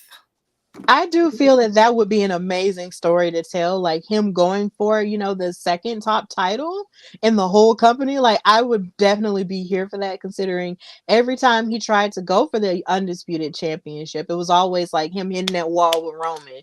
And it looks like, and the purpose of the world heavyweight title is to give other people an opportunity. So it's just like, I would love it if he did go for, if he did go for, the world heavyweight title. I think that would be amazing. Yes. Question is, yeah. Yes. Oh my gosh. I love it. And of course, everybody in the chat is asking, will this allow Cody to go to SmackDown and finish the story? That's the bigger question. That's definitely a huge we don't question. need that right now. But I want it. And y'all know why I want it. I want it because I want Cody to finish it. No, but like he doesn't have to finish the story that way. That's how I feel. Like, I feel like there's other options, and Roman like needs to go home. Like, just for a little bit. Like, this is good without Roman. This shows that you don't have to have, and I hate to say it, and I'm not, and this just goes to show that you always don't have to have a Roman, a Charlotte, a Bianca. You can have your other big stars. Like, you can, and I think Cody needs to focus on just a legacy of getting that other title. Like, I think that anyone who's wanting to face Roman in this Pinnacle, it's a dead end. Like, I don't want to set Cody up for that. Like, I want Cody. That loss was the biggest. That loss made him the biggest star of the year and of the weekend. Everyone was literally talking about, like, there was so much wrestling in LA. Like, there was, like, from WWE to JPW, like promotions like that, Impact. There was so much good pure wrestling. Timothy Thatcher was going on a run. And I say that to say that Cody Rhodes became the biggest entity because of what happened. I think if he would have won, it would have been like no one would have cared anymore.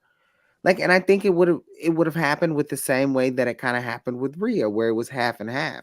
But Cody not finishing the story is the story.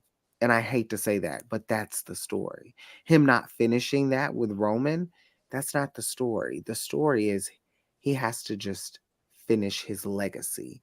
Roman should not be the headhunter of Cody's story. Cody's story needs to be the pinnacle of professional wrestling, and he's done it. Everyone is just in the mindset he has to beat Roman. It doesn't have, his story is his story. He's gonna finish it, But if Roman's not involved right now, they're still, I don't know. Don't take him to SmackDown. I mean, I don't think it's him beating Roman. I think it's him winning a world championship. That's Yeah, really it's the Right, title that but his dad even though never Roman, even won. though Roman is the champion wise, saying stuff like that. I get can't that he part. do that with the other? Isn't that a world? It's And not Not the the goal was same. always the championship that Dusty didn't win. exactly. That's all. So That's that's what he So it always has said. to be But you're that. right. In with this Roman. era of Roman, where it's like you can't No, really knock this off the pedestal because you don't want to mess up something that's history. It Yeah. makes sense. But like, how long we gonna keep running the same history? Like, I We're gonna think have to do it somewhere else. everybody happy that Roman is still holding the champion, not showing up on TV. I'm I don't not. mind it. Brock's was way worse. I don't mind it either because at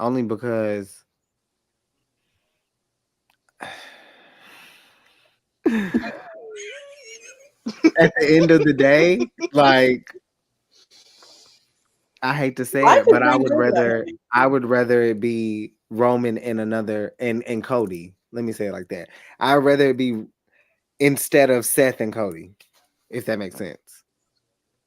Mm, From I don't know. a brand standpoint. That's how I'm not But even speaking as a fan. I'm literally speaking for the conjunction of WWE. Like I think for Cody WWE to is remain anymore.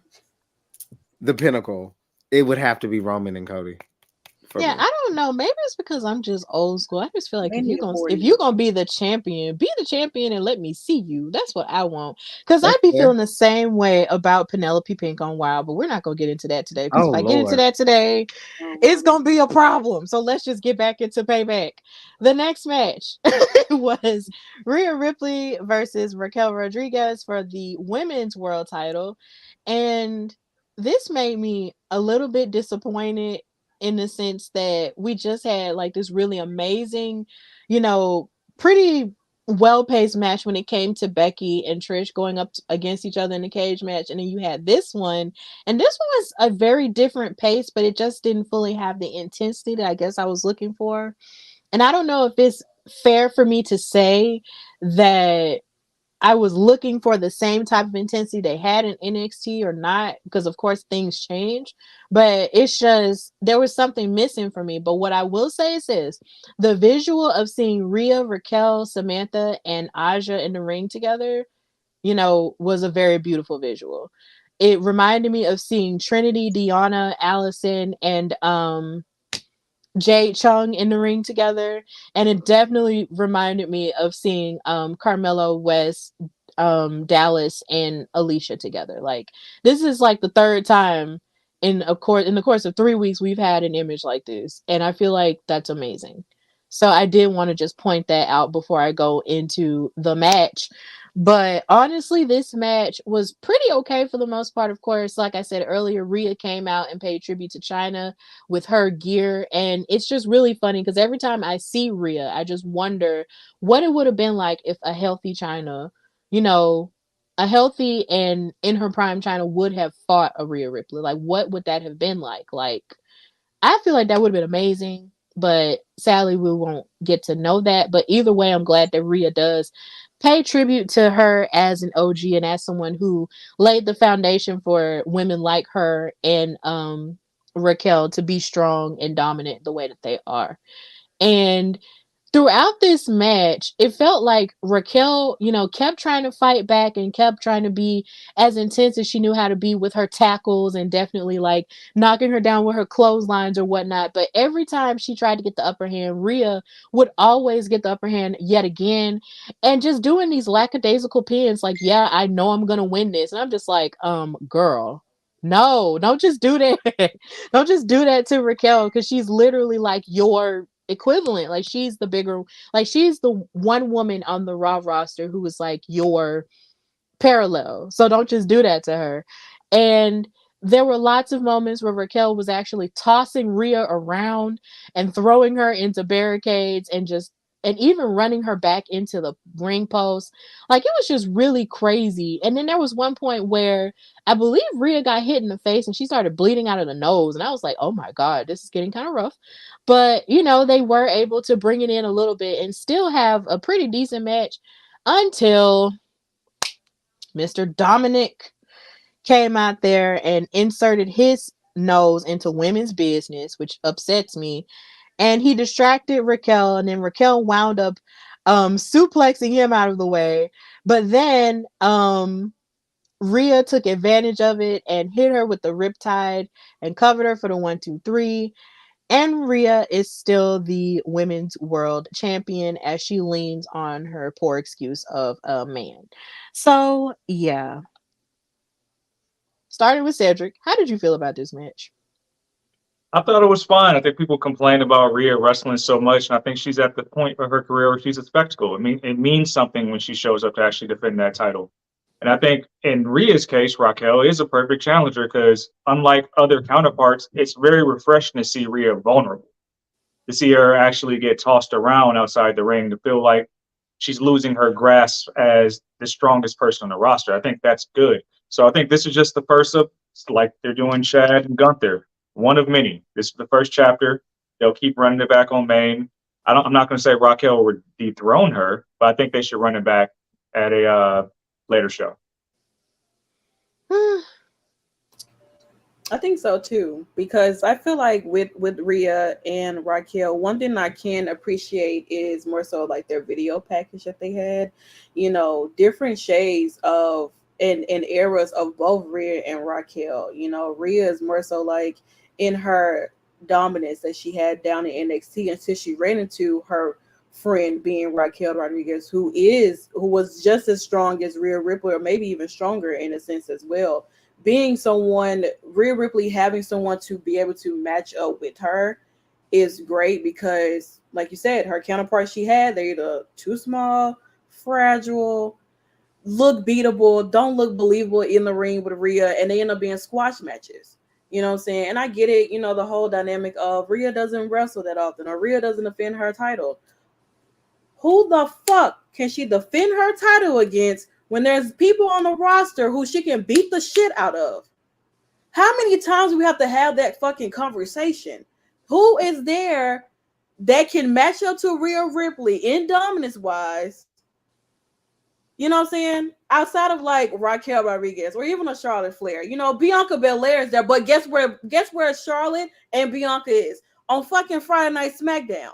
There's nobody else on the roster, on Raw roster, unless you bring in like a Doudrop or some shit. Not Drew, but Piper Niven can be an opponent for Rhea, but she's in tag team.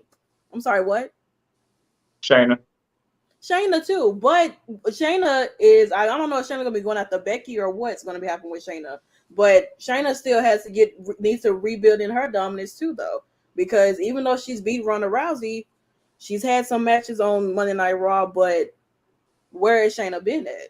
Yeah, we haven't seen her since she faced off against Zoe. Yeah, they're not keeping that consistent there. So, like, I don't really know exactly what people are. I know you're expecting Rhea to defend, but Rhea doesn't have that many opponents on Monday Night Raw that are up to the caliber of matching her in the ring to give her that. I know y'all waiting for Liv Morgan, but Liv is gonna fight for her life, but she's not gonna beat Rhea Ripley. Nia Jax ain't even here no more. I just want to say this doesn't work. This doesn't work anymore. Joseph, this doesn't work anymore because Bianca Belair is right there. Sasha's not even fucking here. This doesn't work anymore. Charlotte she's gonna have to be in the title picture, Joseph. I know it kills you because we talk about this all the time, Joseph. I know it pains you. Charlotte's always gonna be in the title picture. Calm down.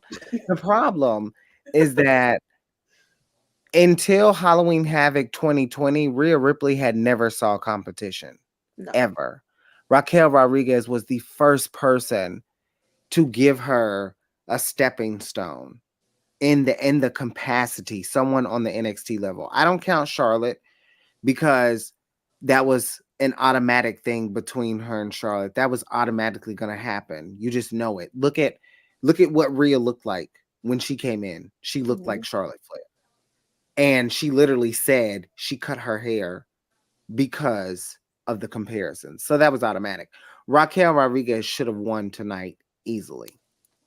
Rhea should have eaten her words. From a creative standpoint, when she told Damian and Finn that they should have had their titles, dropping to Raquel would have been perfect. But I know that's not the capacity. That's not where we're going. for many fans, you haven't built Raquel big enough. But for the true black and gold NXT fans who know that Raquel Rodriguez beat Rhea Ripley in a last woman standing match and sent Mhm. her to the main roster, Raquel is beyond a capacity, and I do believe that they'll run this back. I don't know when. I don't know what it's going to take for Raquel, but I'm so ready to just dive into it because their last two matches, the only two singles matches that they've ever had have taken place in NXT. Mhm. So there's just there was a different hunger. So I think that they have to keep their feud prestigious. That's why when you have certain feuds, you don't have them keep going and going. That's why for me, certain feuds don't mesh because they're so pushed. Like Becky and Trish to me as a feud is so forced. Charlotte and Trish to me was so forced. There was no passing of the torch. You didn't need to pass a torch to Charlotte Flair. I don't care how many reigns. That's your fault. WWE creative, that's your fault for having only a woman being Trish Stratus, only having 7 reigns. That's your fault for not doing that. There was Beth Phoenix, Michelle McCool. They could have had. There was Mickey James. Mickey James has had 6. You know what I'm saying? Like there was no passing of the torch for Trish and Charlotte. Charlotte was beyond that. There's no passing of the torch for Trish and Becky. Becky's beyond that. Stop. The focal point that I hope we all learn here with women's wrestling is don't always push to the quantity. We still want quality. We still want value. And I'm not saying it's not there. I'm just saying like don't force it. So that's always been that's my issue like at times, but we're here. I think Raquel and Rhea are 2 of the best in the world. So they definitely have to keep doing this. And Joseph, when EO has to face Charlotte, when she wins, get over it. Don't do When that. she's 15 Don't do that. time, get over Don't it. do that. Should be a 17 time. I cannot wait. Steph, I'm telling you, I will be on SmackDown when Charlotte wins. Oh Jesus, that's gonna be funny. But it's just I know that Raquel and Rhea do have the capability of having a great feud. Once it built up, because I did predict that Rhea was going to retain, though I hated the way she retained because here again you have Dominic, inserting himself in women's business. And that just irritated me. I'm just like, bro, why are you here? It's like you've already inserted yourself in the tag team match before, and even Rhea inserted herself in that. And a part of me felt like, well, creatively, I guess now I want Raquel to win the title, so Rhea can just lose her mind. But that's just not what they were going with it, and it's just like, dang. But either way, I mean, watching Rhea and Raquel fight a little bit more is going to be something that I can't wait to sink my teeth into, as a feud, because they just have that oomph about each other where they can just match up and just fight each other, until Kingdom Come, and I'll be satisfied with that. So hopefully more can continue to happen with that, and then we'll just enjoy it for what it can be. But for now, of course, Rhea Ripley is still the women's world champion, and we got to live with that, even though honestly I wish she would just dump Dominic, because in my opinion she can do better. So yeah, I mean, Nikki, what she can do better. First of all, Nick is Dominic a is one of the man best helping a wrestlers woman. on the roster. No, Let's I start there. mean, as a personality wise, he They're is not a good perfect. man. He's As long literally. as he in He's not Judgment a Day, good he's not man. going nowhere. As long as he He in is not a Judgment good Day, man. he's not going nowhere. Let me tell He you is not a something. good That man. man is He is Eddie's helping son. her. He's That's not a good Eddie's man. son. He is He's That's not helping a good her. Eddie's man. son. He's a good man. Same way she He is helped not a good man. to her. He's a great man. I think he's He's doing not a a great good job man. helping her. I don't He think is he's not a the great man. man. I don't think he's the man He's in a the little boy toy for her. She's the man. Emphasis on the word boy. They're the boy toy. He's having He's a fun with boy. Tommy. He's a I I, boy. don't I, think he's I the would man. love to be in Dominic He's not a Mysterio's man. position.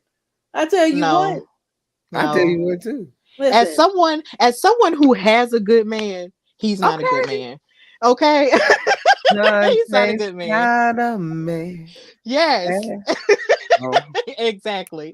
I gotta go home. I gotta make my man some dinner. Oh, Okay.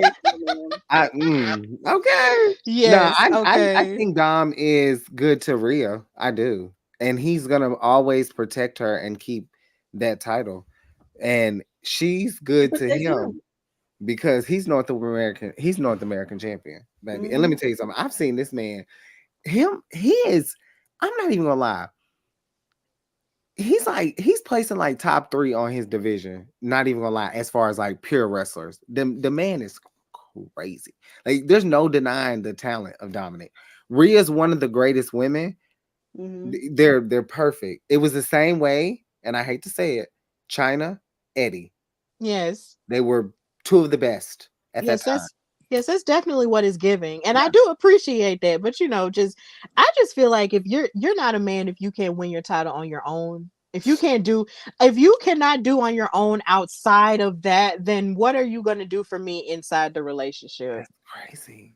So That's not crazy. That's the real. only Like, what thing can you that do? What if a What can woman you do? No, You don't got to no. bring work home. That's completely different. Mm, that's crazy. that's not crazy to me. Matt I feel like Cardona's not you Matt have to be an Cardona's not individual. winning his titles on his own. he's definitely not. Well, we're not here to talk about him. There's a plethora of So, people Well, who's not winning soon. on their own. We I'm will telling you soon. what. oh Jesus, no. Like Dominic just needs to sit down. But Oh, moving forward with the rest of Payback, you had John Cena back here dressed up like a funny host person. It was hysterical. And he wanted to interview, of course, the new undisputed tag team champions and Finn Balor and Damian Priest. And they were really happy about the fact they have all the gold. And they really did feel like, oh, we're gonna celebrate, we're gonna have fun together, all of this, it's just like their problems are behind them for now. They're really happy that they have all this gold now. There's nothing you can tell them. And of course, John Cena just looked like he was panicking the whole time. But yeah, it was just pretty hysterical. He was scared, but they were happy. And I guess that's all that matters. Shout out to my minions. whoever this is, follow me on Twitter, cause this is a W comment. Like Whenever I'm telling you, when Ooh. Mr. Bryan make his debut, like this is a W comment. y'all thought y'all had Cedric. Dragon. That is something That different. man can wrestle too. Like him versus Nathan Frazier. Oh, going yes, Cena this is your goal. Don't come here with that bullshit. Okay. Like for 7 weeks, Justin, you're gonna have to deal with John Cena being here and you using your page for ratings for your page. Clickbait. Shut the Also, hell up, okay? we have to say this. We say this every time he's mentioned because he's not seen. John Cena, if you are listening, thank you so much for tuning in to Women's Wrestling Talk. And while I'm here, because I don't get to say this often, Stephanie has a podcast too. And John Cena tunes in to the Hardy Wrestling podcast as well. So, John, thank you for the follow. If you're listening, yeah. Shout out to John Cena. 6 more weeks, y'all. Yeah, for all we know, he probably does listen to my show because he did follow me on Twitter. Definitely. So he follows me on Twitter. So that almost destroyed me that night. That morning I found that out. I woke up at 5:00 in the morning to go to work, and then boom, Get up. it was right there, and I was like, "What?" Like it was too much. Get up. But Cedric, I do have a question for you though. Do you think that Dominic could lose to a possible Brian Pillman Jr. if it's confirmed that he is at NXT? No, not anytime soon. He's confirmed, I think. No response. Not anytime soon. No. NXT is about ratings right now. Whoever's going to drive ratings, bringing Judgment Day to NXT, the segments is driving ratings. Possibly having Becky face Tiffany Stratton in Bakersfield is going to draw ratings. This is all about the partnership with Endeavor to move it along and get more money, get more sponsorship deals for that brand. Makes sense. And for better or worse, Dom draws the most reaction in this entire company. I don't think it's all. I don't disagree. I think it's most, but the way that they book, that's not always when you're pleasing your fans, especially a certain demographic from what we're used to in NXT, your main focus may be pushing ratings, but there's definitely a focal point on the booking. Because sometimes booking does not always match in revenue. Sometimes booking doesn't always match in ratings.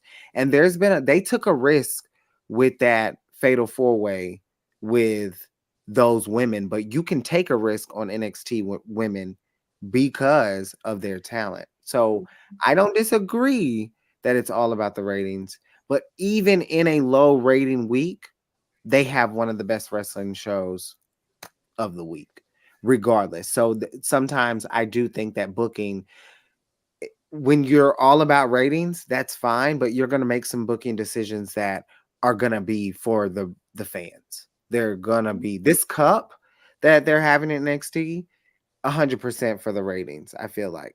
But some of the players, they're for wrestling fans. So I agree. I mean, I don't disagree, but ratings are so, I hate that NXT isn't exclusive, but I get it. You want to make money. But when NXT was exclusive, it was so like there was nothing on that was killing the network NXT. But Dom has to keep this title for until they retire it. Because that's the next step, obviously, right? So retire the North American title. Who else is gonna win after Dominic Mysterio? Mustafa Ali is in the running, of course, because he definitely has his, little thing going on, his campaign going on to be the next North American champion. And then, of course, you do still have Dragon Lee in the midst of that. And any litany of people could challenge for that title. So, the North American title is still in good hands. So I'm not But if we're mad basing it about off it. of ratings, I can't do it off who of holds the ratings. titles after Dominic Mysterio? Dominic is I bringing don't Rhea. know. Dominic is bringing Rhea out there with him. The crowd fucking loves Rhea Ripley down in Love, NXT. baby, that's her house. Like she's definitely the house of NXT. There's no way Dom can. Like what? Father son unification. I'll think about that. W comment. W comment. Oh my Oh, god. Mr. One Bad Day. I don't know, but I don't think I don't think they've built anyone the name Dominic Mysterio, as much as people joke on him, you can't. I think But you have. wanted Dominic to go down to NXT. Oh, he should go down to NXT. Me. And now he's down to NXT. He went down to NXT and won a fucking title. And y'all mad. Because he took again, look how he needed his girlfriend's help to do it. Hey, listen, at the end of the day, he's a heel, right? He has friends. And listen, your friends don't pull up for you to help you win, achieve your goals and your dreams, then you need to drop your friend. You think I'm not gonna interfere if Santana was trying to win a world title? What? Please. Triple threat match. One of those opponents belonged to me. Single-handedly. You think I'm gonna let Santana lose? Child, single-handedly. I don't even want to hold any. I don't want to hold your piece of shit titles. I'm here for Santana. I think that's fair. That is super fair. But I will say this. Dominic may not get the win by himself, but he carries those matches by himself. He wrestles. He does. He wrestles his ass off. And Rhea can't do Rhea. Well, let me not say that because Rhea can do that, but that's not how I was trying to word it. Rhea can't wrestle for him. Let me say it like that. Rhea can't wrestle for him. That frog splash. Knock their ass out though. Right. She'll secure the end. The frog splash. Some people wish they could. He's that man is filthy, and I love every bit of it. I think Dominic Mysterio is one of the most classic pieces of WWE right now for our generation because he was a child. Most of us were children, and he was there. And looking like a little baby Eminem. You know, this man about to celebrate what 25 years it's in the business. Who do you know can do that? At how old is he? What 25? 20? Yeah, generational. Like what? It's beautiful. So I know It is beautiful from a heel perspective. I it is because you know understand, but y'all are probably Because the top two baby Mhm. faces in the company, and we're definitely the top two heels. Because you know what, people were on their feet clapping when Roman beat Cody. So People and were beat I all was cheering them other back and not. forth. and beat all them other people with all I their stormed help. out. And a lot of people weren't saying nothing I when the laughed. Usos were out there, I'm not when gonna lie. Paul would get involved, when all them people got involved in Roman matches to for him to keep his title and for these days of his reign to go on. Well, nobody saying nothing. Ain't nobody other no noise. Y'all didn't even have a little pin drop. But Is what that other the people do is a problem is that because the it's both moment? Would people say that that was the moment, like Cody losing? Was that the most? No matter what happens for the rest of the months, is that the most like? I don't even know what to name it, but is that one moment that people are just like that should not have happened, or is it Finn losing at SummerSlam? with to Roman or No, like for like with well, Steph. No, Finn losing to Seth. like yeah. So would Well, you? Is it worse that Cody lost, or is it worse that Finn lost? of course, It's that thing. worse that Cody lost. I would say Damn, worse than Finn lost It's because I worse would that And Cody say you built lost. up that you built up that meaningless I say it's storyline, worse like than oh, I've Finn. been mad for 7 years just to not come on win. now, what? That was And he that was lost bogus as twice. hell. That was bogus as fuck. For It was for worse Mountain that man Cody lost. Finn lost, He to lost lose. man. twice. Finn I losing to don't No, Edge was care. Cody, goofy as Finn Cody losing to losing. Edge was Cody goofy losing as low key hell. didn't have shit on that. Like Finn Finn No. losing is losing almost crazy, twice to self after that whole No. story of the whole crazy. 7 year shit. No. Get out of here. Like that man did not deserve to lose at all whatsoever. I get it with Cody Crazy. came in to do something for his No. dad and everything like Yeah, that, but nothing compares to Stephanie Finn going crazy losing. right now. Finn lost on multiple occasions. Finn was on a Multiple. losing fucking streak. It's He was taking pins, unnecessary pins for no damn reason. And they Just was to making it seem like he was going to lose the same way tonight. The like what I exact would same way. listen. If Finn had lost tonight, it would have I, been crazy. I would have left women's wrestling talk No, and I went asked to the the Cody. I women's asked the talk. Cody thing because I think for some of us, I would have quit tonight. the Finn thing and Stephanie, I'm not even a fan of Finn. Like I love his work, don't get me wrong, but I'm not gonna buy a shirt type shit. Dude, I'm not gonna lie. Him losing is the worst shit that's happened in the past. Like, I'm pissed. dude, like I'm not even gonna lie. Like I know people hate Charlotte, but this is like the comparison of like Sasha losing at Hell in a Cell. Oh God. Twice. No. Twice. Like Good comparison. Good like comparison. that their careers are starting to You, mold. you think I won't quit? Hey, She will. I No, don't like leave it tonight. honestly. And that's me coming from a fan's perspective because y'all know how much like and a lot of people don't know this, but Charlotte and Sasha's match at Hell in a Cell, in my opinion, is the greatest match of all time. And I will argue anyone down. I don't care. Like in the relevancy, that match is something serious. And Finn and Seth did the same thing. And for Finn to lose is absolutely disgusting. I mean, It's worse for Cody because Cody had came off of a high. If Finn hasn't been in New Japan and other promotions in years at this moment. He hasn't had that rub. Finn Balor should be, come on, like Finn Balor should be bigger than this. Like we should not even be having this conversation. I know Cody's is a big one, Mhm. but Seth losing, I mean Seth winning and defeating Finn, nasty work. Even, oh yeah, we'll talk about it. But yeah, Yeah. Tonight, wise was even just well, clearly we all have differing feelings about these things. But we're just gonna move into talking about the main event for Payback, which was, of course, Seth Rollins versus Shinsuke Nakamura for the world title. Now, the world heavyweight championship. Now, something that I will say that I did enjoy was the fact that Shinsuke has been popping off with his heel stuff when it comes to this feud, tapping into his inner evil, where he's speaking sort of like he's just speaking in just straight Japanese, and I love the crap out of that. I just think it's cool. And then on top of that, like the entrance that he had before the match even got started. Well, first of all, let's talk about Seth Rollins' drip. it's undefeated. It's literally undefeated. You can't defeat it. And they did say on commentary that his gear does pay tribute to Bray Wyatt because the little um accessories within the pants actually have fiend symbols on them. Now, Oh wow. I couldn't find a good picture of it for the sake of it, but they did mention that on commentary, and I'm glad that they did because clearly this is still something that we're having to cope with and struggle with as a wrestling family.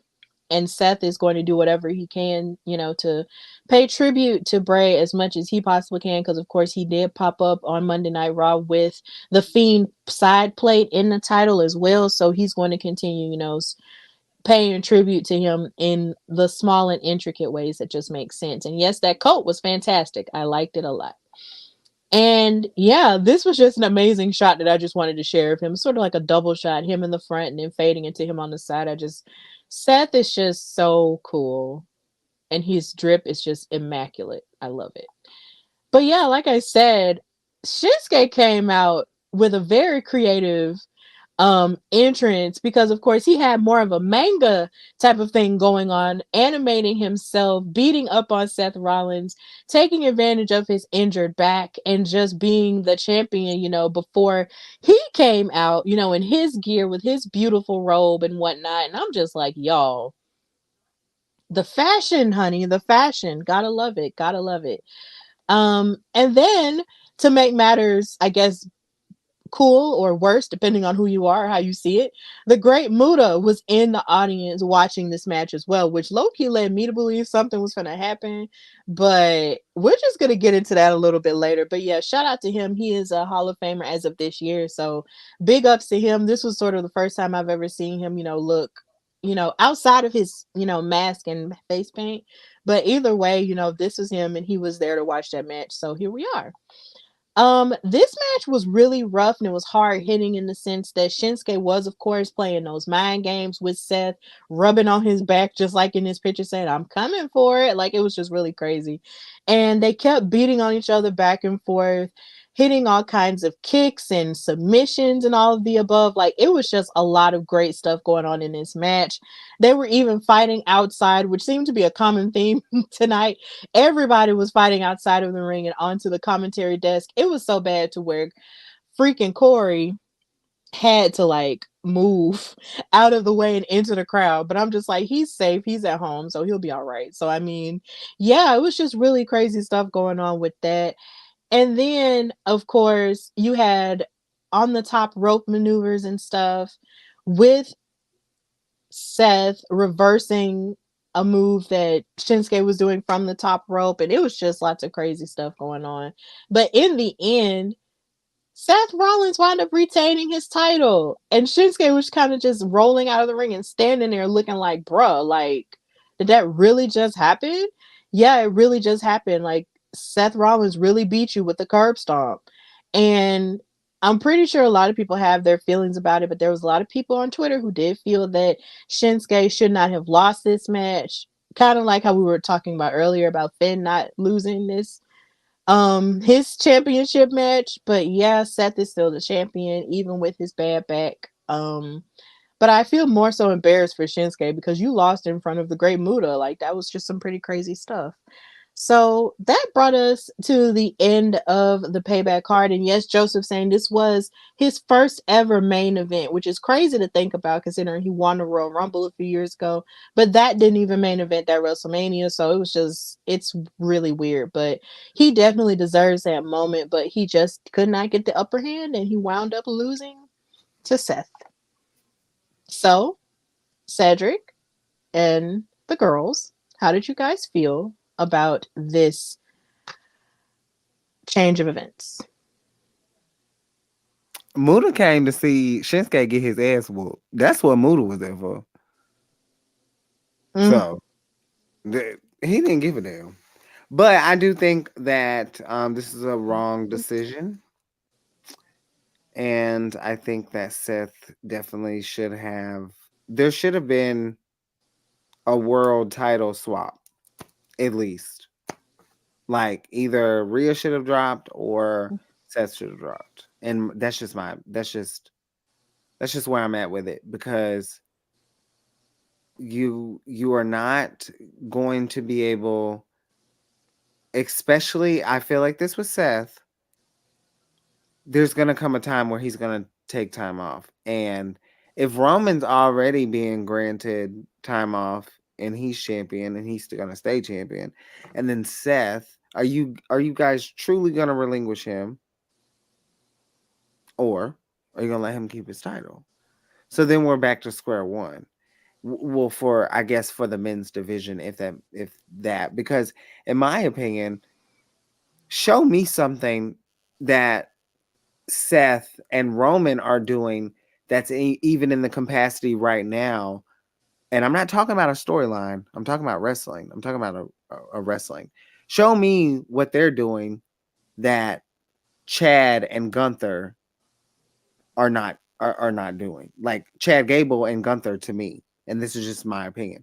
That title right now is the top title. Gunther is holding the top title. I don't care if it's a mid card or not. That's the title. That feud, that thing that's going on Monday, that's some pure wrestling. And when you if you change the title, if you would have given it to Shinsuke, and I'm not taking anything from Seth, but I just would like we've seen Seth. We've seen that. It would have been nice to be able to see Shinsuke get a match with a Chad Gable for the title or just switch it up a little bit. So I just bad booking. That's all. And Seth, I don't agree with your comment that you made about the whole 6 months the women's division could be better. Yes, it could be better, but you also added that it's not been booked in the way that it should be. That's not true. Because if you're including NXT in that, that's definitely not true. But even if you're not, in the past 6 months, from Chelsea Green to Sonya Deville to Charlotte, Bianca, and Asuka to Zoe and Becky, and I'm not even including Becky and Trish. Like it's been prevalent. Your wife may not have been booked the way you wanted her to be booked, but don't don't make it seem like that it's not being booked better. De- Definitely, especially in a year span, especially what we look at now with Damage Control. So I don't. That's why I'm gonna end it there because Seth, I get it. You're doing the interviews and that's cool and everything, but that comment felt really biased to your wife. And I love Becky, but don't speak for the whole women's division because the booking has actually been good. Raquel's a 3-time tag team champion, and that's not even being mentioned. But when the tag team championships, when they get injured, they don't get to work and they don't get to do whatever they want to do. They have to drop their titles. So be mindful of that too. There may have been some mix ups with booking, but I don't agree that it's not. WWE has been doing a job that they can. I know we've had struggles. 1 week doesn't mean it's been terrible for 6 months.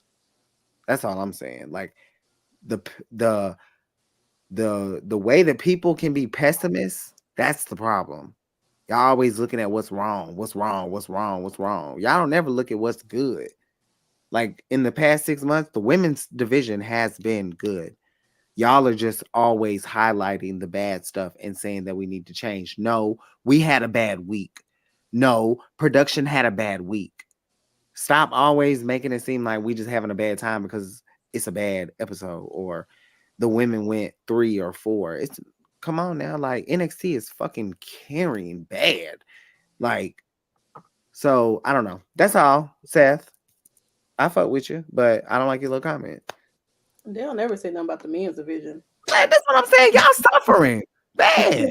Sometimes y'all be having y'all mix ups and everything like that, but I feel like they do be really, really hard on the women division, like all the time. Like whether they do a botch or, somebody, accidentally gets hurt in a match or something like that, or maybe their matches are not that long that week. There always something to say about the women, but when men matches end abruptly because somebody decided they wanted to interfere and it caused a disqualification or somebody botches or somebody hurts somebody, nobody really makes that much noise unless it's somebody that they of course you care about or whatever. But other than that, no.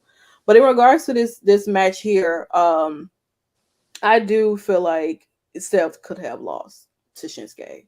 Like I feel like, and even if this is not like the end of it all with Shinsuke and Seth, because of course what happened afterwards with him attacking him and everything, I feel like maybe this could, depending on if Fastlane is going to be considered to be Raw and SmackDown, because this was more so of a Raw show more than a SmackDown, except for the one match with Ray and Theory. But I don't know if Fastlane would be considered to be a SmackDown predominantly. But if so, then I feel like they could continue on with their feud, because obviously Shinsuke is still mad, he's upset, and he's not obviously done with Seth. And Seth has a really, really big target on his hand with it being Shinsuke Nakamura. And I feel like with this match here, Shinsuke targeted a lot of Seth's back that's been bothering him for 4 years. And you keep prolonging that back injury, Seth, you're going to be sitting at home like Randy Orton. Okay? For a while. You know what I'm saying? I want Randy to come back too. But, whenever he feels like he's ready to come back and give a bunch of RKOs and stumps to the face, and I'm here for it. But I do feel like Seth could have lost his match, honestly, easily. He could have. He could have lost the Finn. He definitely could have lost tonight. There was no reason why. I don't feel like there's a reason why Seth should have continued to hold on to this title per se. I don't feel like it should have been, but I don't know, child. Maybe they're running back for Fastlane, and maybe Shinsuke get that title off him. But right now, Seth, you're the only difference is you being exactly like the counterpart of man that you keep talking about in your interviews that everybody asks about. Ooh, well, Cedric, how are you feeling about this? Nikki made some very poignant points. So I'm gonna look at this match glass half full. Shinsuke Nakamura is the sole reason I fell in love with NXT years ago. And his constant misuse is so disappointing for a number of reasons, where he can be your first Asian ethnicity champion. He was a Royal Rumble winner, and they just constantly miss the mark with this man. I don't get it.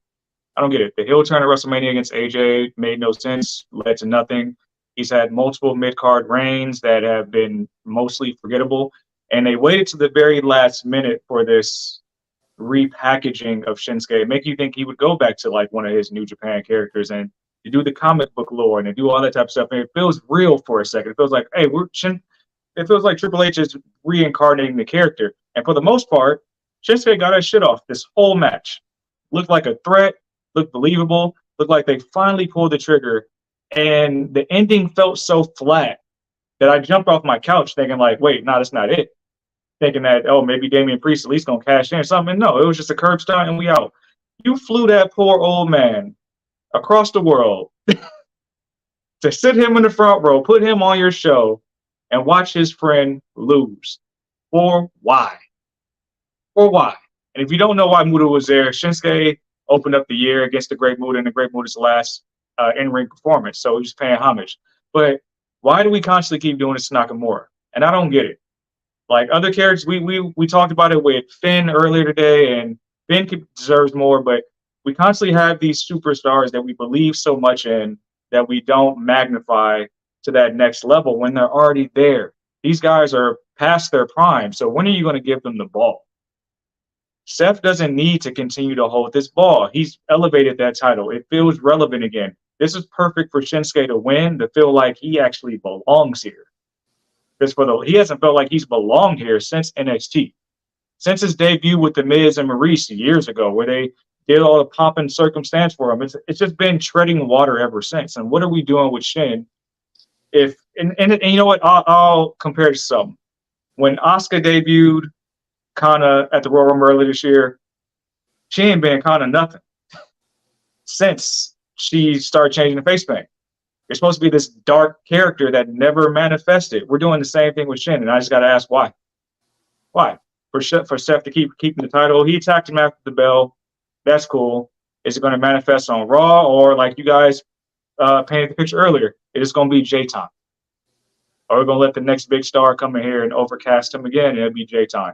It's just not fair. It's not fair. Yeah, it's not fair at all, and I definitely agree with that. Cause Shinsuke, like, I can't tell you how disappointed I was, after seeing Shinsuke have matches with the likes of Finn Balor and NXT and with us with Sami Zayn like he had the weekend WrestleMania was in Texas that year, and seeing matches like that and just wonder why is it that he can't have the same magic that took place there. Like, it was really disappointing to see him win the Royal Rumble, make that type of history, for Asian men in WWE, only for them to not, capitalize on it. Like, that's very disappointing. So, with that in mind, would the last question I'm going to ask is, do you guys think that this World Heavyweight title is a participation trophy for Seth, as if to say, since you can't be the undisputed champion, we're going to let you keep this title just so you can feel important and just continue to keep it while also just sort of railroading everyone else? Is that how you like, is that a valid feeling to have, or is that just, Damn. whatever? I've just thought I'd throw So, that out there. I think so because the whole time that Roman has been holding all the gold or whatever, Seth has constantly always talked about him in interviews. People brought him up saying that, oh, Roman's a part time. He doesn't show up. He doesn't have any prestige to this title. And, it's just like it's a running circus. If anybody who steps in the ring with Roman, you may think you might win, but at the end of the day, you're not. Point blank, period. And I think they got tired of self complaining and just rambling every week about, there's only one title. Obviously, Roman's not gonna show up on Monday Night Raw unless it's beneficial to him. And so what we need something else there so that we can also have our main roster on Monday Night Raw have something to do, have something to, try to achieve and live for. So I still don't even think Seth should have won this title first in the first place. I think it could have went to AJ Styles. You know what I'm Easily. saying? I feel like I should have went to AJ Styles because Seth, you've already had your opportunities. You That's know what I'm true. saying? You've had your opportunities multiple times. There are a plethora of superstars who are still waiting to get their moment. You've had yours. And so they've given you this so they can shut your mouth, but yet you're still complaining. You're still whining about something. And I just feel like within the opponents that he's had thus far, Steph, there's no way that Steph needs 200, 500 day reign as champion at all whatsoever. He doesn't need that because Seth is who he is already. He's built himself. He's changed so many different characters of Seth Rollins. We've been in so many different eras of Seth Rollins that he doesn't even need a championship to feel relevant. He does not, because people are gonna love Seth Rollins for who he is either way. He's a damn good wrestler, a damn good talker. There is no championship can make him feel even more relevant at all whatsoever. He has literally everything. But it just seems as if, like, with him holding this title, he's going to end up, like I said, becoming somebody that he constantly keeps talking about. Hmm. If it keeps going down that same road where he keeps getting these amazing opponents that he's facing in the ring with, they can give him what he needs or match his in-ring ability, and he keeps beating them, we're right back in the same damn mode we're in on Friday Night SmackDown with Roman. Yep. Except Seth shows up to fucking work. That's the only difference. Okay, I'm gonna play devil's advocate because the question was, is it a participation for Seth? Right? No, I don't think that. I think that this still gives opportunity to the men's division because I think it sucks, but I still think it gives opportunity for the Finn Balor's, the Cody Rhodes, but also the Chad Gables. Um, I think right now we might be in a dead end in a sense. As fans, we want to see other people, but I think from a producer standpoint, I think the longevity of Seth is to build the prestige of the title. So yes, we may be complaining now, but it's only been a couple. I mean, it has been a couple months, right? So when he does finally win it, I mean lose it, and he's had let's say a 4 to 6 or more reign, then whoever beats him just demolished such a significant reign. So No, I don't think it's a participation title from a longevity standpoint, but it feels like we're in a dead end with a champion. It's not like he's going out here like Rhea and actually like injuring his competition because Seth has competition. I don't think Rhea has competition. That's just my opinion. I think the competition is who she faced tonight. Um, is that to knock everyone? Is that to knock other people on the roster? No, I just don't think that you're going up against Rhea Ripley. I'm not gonna believe that shit. I love Shayna Baszler to death, but Shayna Baszler versus Rhea Ripley, I'm still thinking Rhea because I'm gonna go back to December 2019 when Rhea hit that riptide on Shayna and became the NXT Women's Championship. She defeated such a heavy reign, and I think if someone can do this with Seth, it works. But no, not participation. I don't know. I really feel bad because I love Seth. I do. I love Seth wholeheartedly. Um, my counter question would be: is Shinsuke in the wrong company? Ooh. That's my counter because Pro Wrestling Noah is where I think he should be. I think that I think there's a lot of people in WWE that shouldn't be there. Shinsuke being one of them, Finn being one of them, Ricochet being another one. I think they're all being held back. I think that they could leave and they could make other companies the number two, the number three.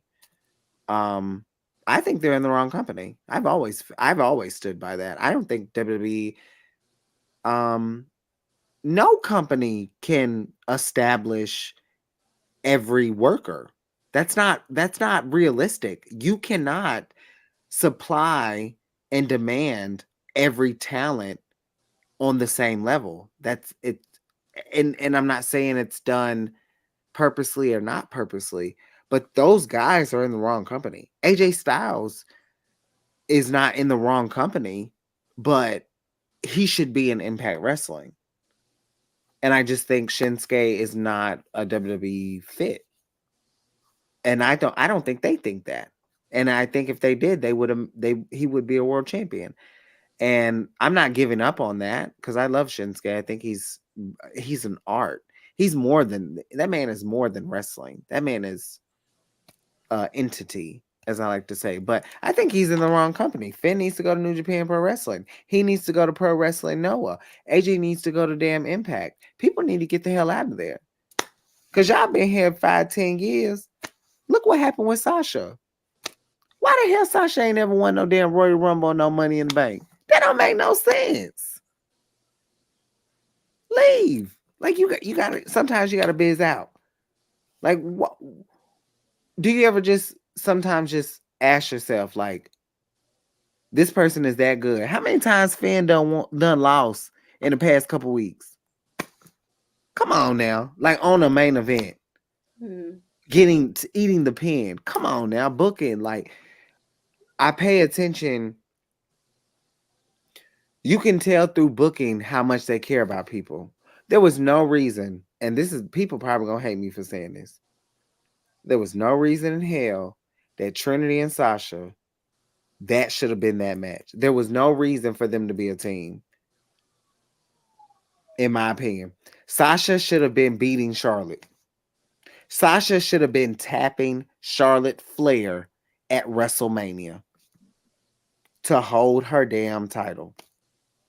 She should have had her moment. Trinity, well, at the time, Naomi should have been giving something else as well. Naomi should have been featured in a match with Bianca Belair. But here we are.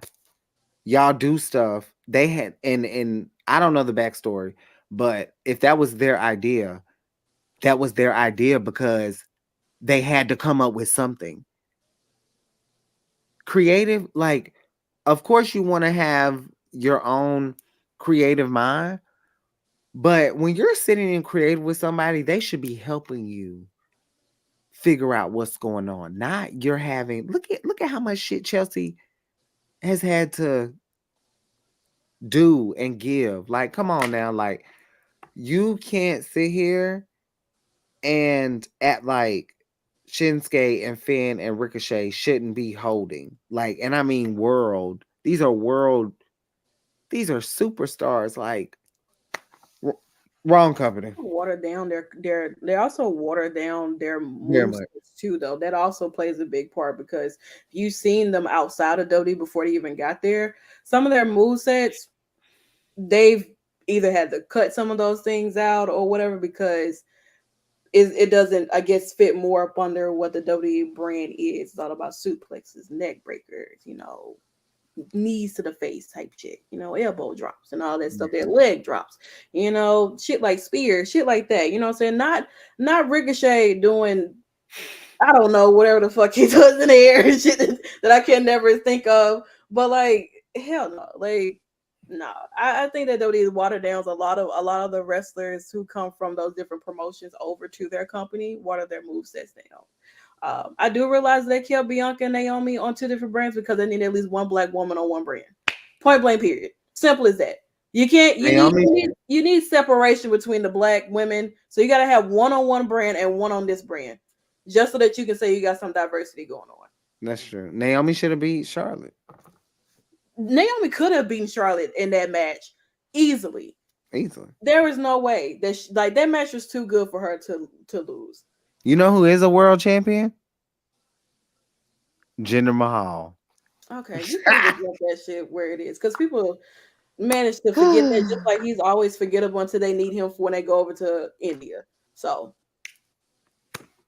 point blank, period. Well, wow. Oh man. So Cedric, did Ain't you nothing more. did you give your reason as to whether you think it's a participation trophy or not before we wrap up? You know what? Participation trophy is harsh, but I can see why you would say that. Um, I do feel like the title was created to not only give the other people in the division a chance, but it feels like it's only here to prop up Seth to make him a viable challenger for Roman and Philly. At least that's what it feels like to me right now.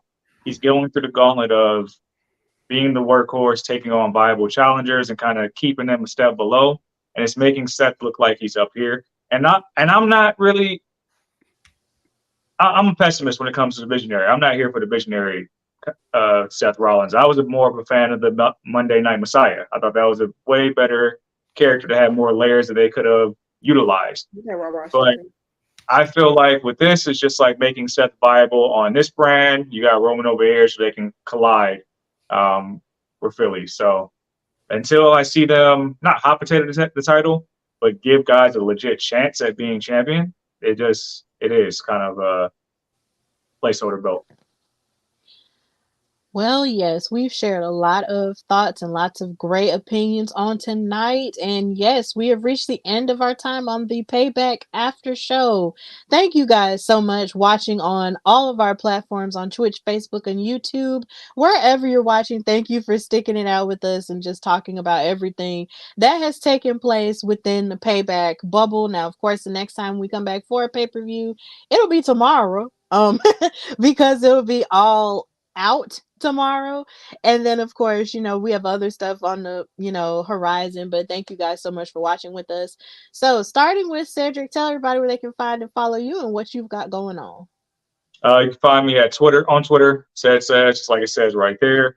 Find me on Instagram, says the answer. Check out my article on Daily DDT talking about 3 NXT women you should keep an eye on. There's an article on WWT that popped up earlier today looking at Seth Rollins' comments about the women's division. You can see me here every Monday, Wednesday, and Friday on WWT Live. That's why I'm the EST and the unofficial third salt shaker.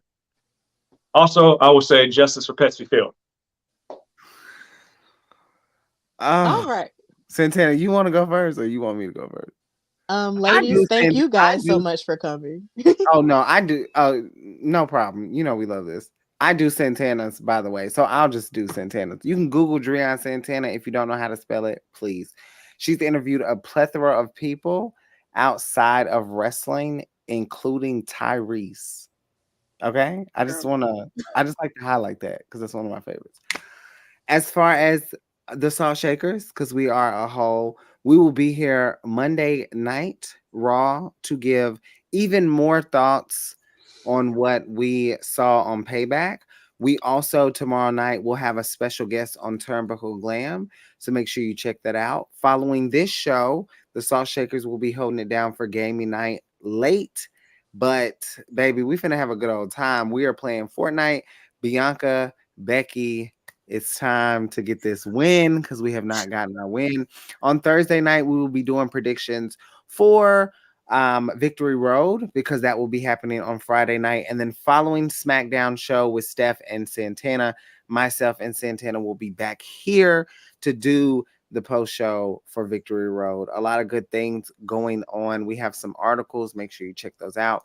If you're not tuned into the website, make sure you follow the website at www.talkpod.com. Santana has done such a phenomenal job at in these 2 years, truly being the real EST, but the EIC, editor-in-chief of Women's Wrestling Talk, and doing her revamping and truly setting a foundation that many wish that they had on their own platforms. Oh, speaking of WWT Live, you can catch me there. I now reside there on Mondays because I'm exclusive. I don't do every day. Other than that, that's it for the Salt Shakers. Steph. Thank you, Cedric, for that as well. That Cedric. Nikki comes exclusively on Mondays. No, I'm exclusively on Mondays because that's Nikki's schedule. You don't make your own schedule. I do. I pop in when I want to. If I want to do Wednesday, I'll be there, but I choose not to because you do a great job when they put you. One thing that I really love is when they put you in the centerfold of hosting because the CEO's not there to do so. They put you in second hand to do so, and I love the show on Wednesday. I'm always tuned in.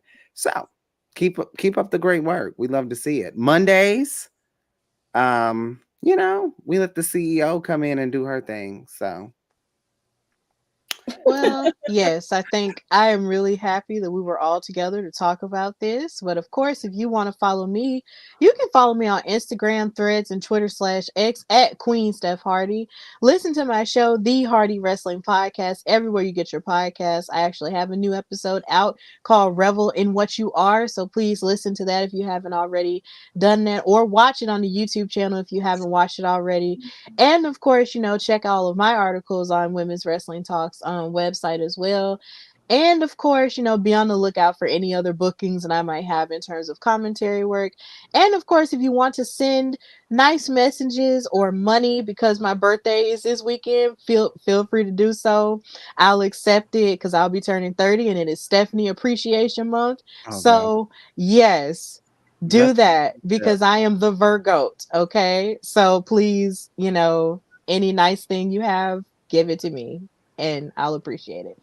But of course, this has been Women's Wrestling Talk on the Payback After Show, the #1 women's wrestling show on the planet. So on behalf of all of us, thank you guys so much for watching, and continue to follow us on Instagram and Twitter at WWTalkPod, and of course check out our website at www.talkpod.com.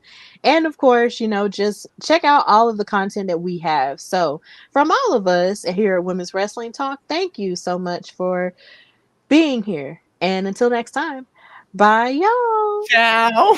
Oh Women's Wrestling Talk, the #1 women's wrestling show on the planet.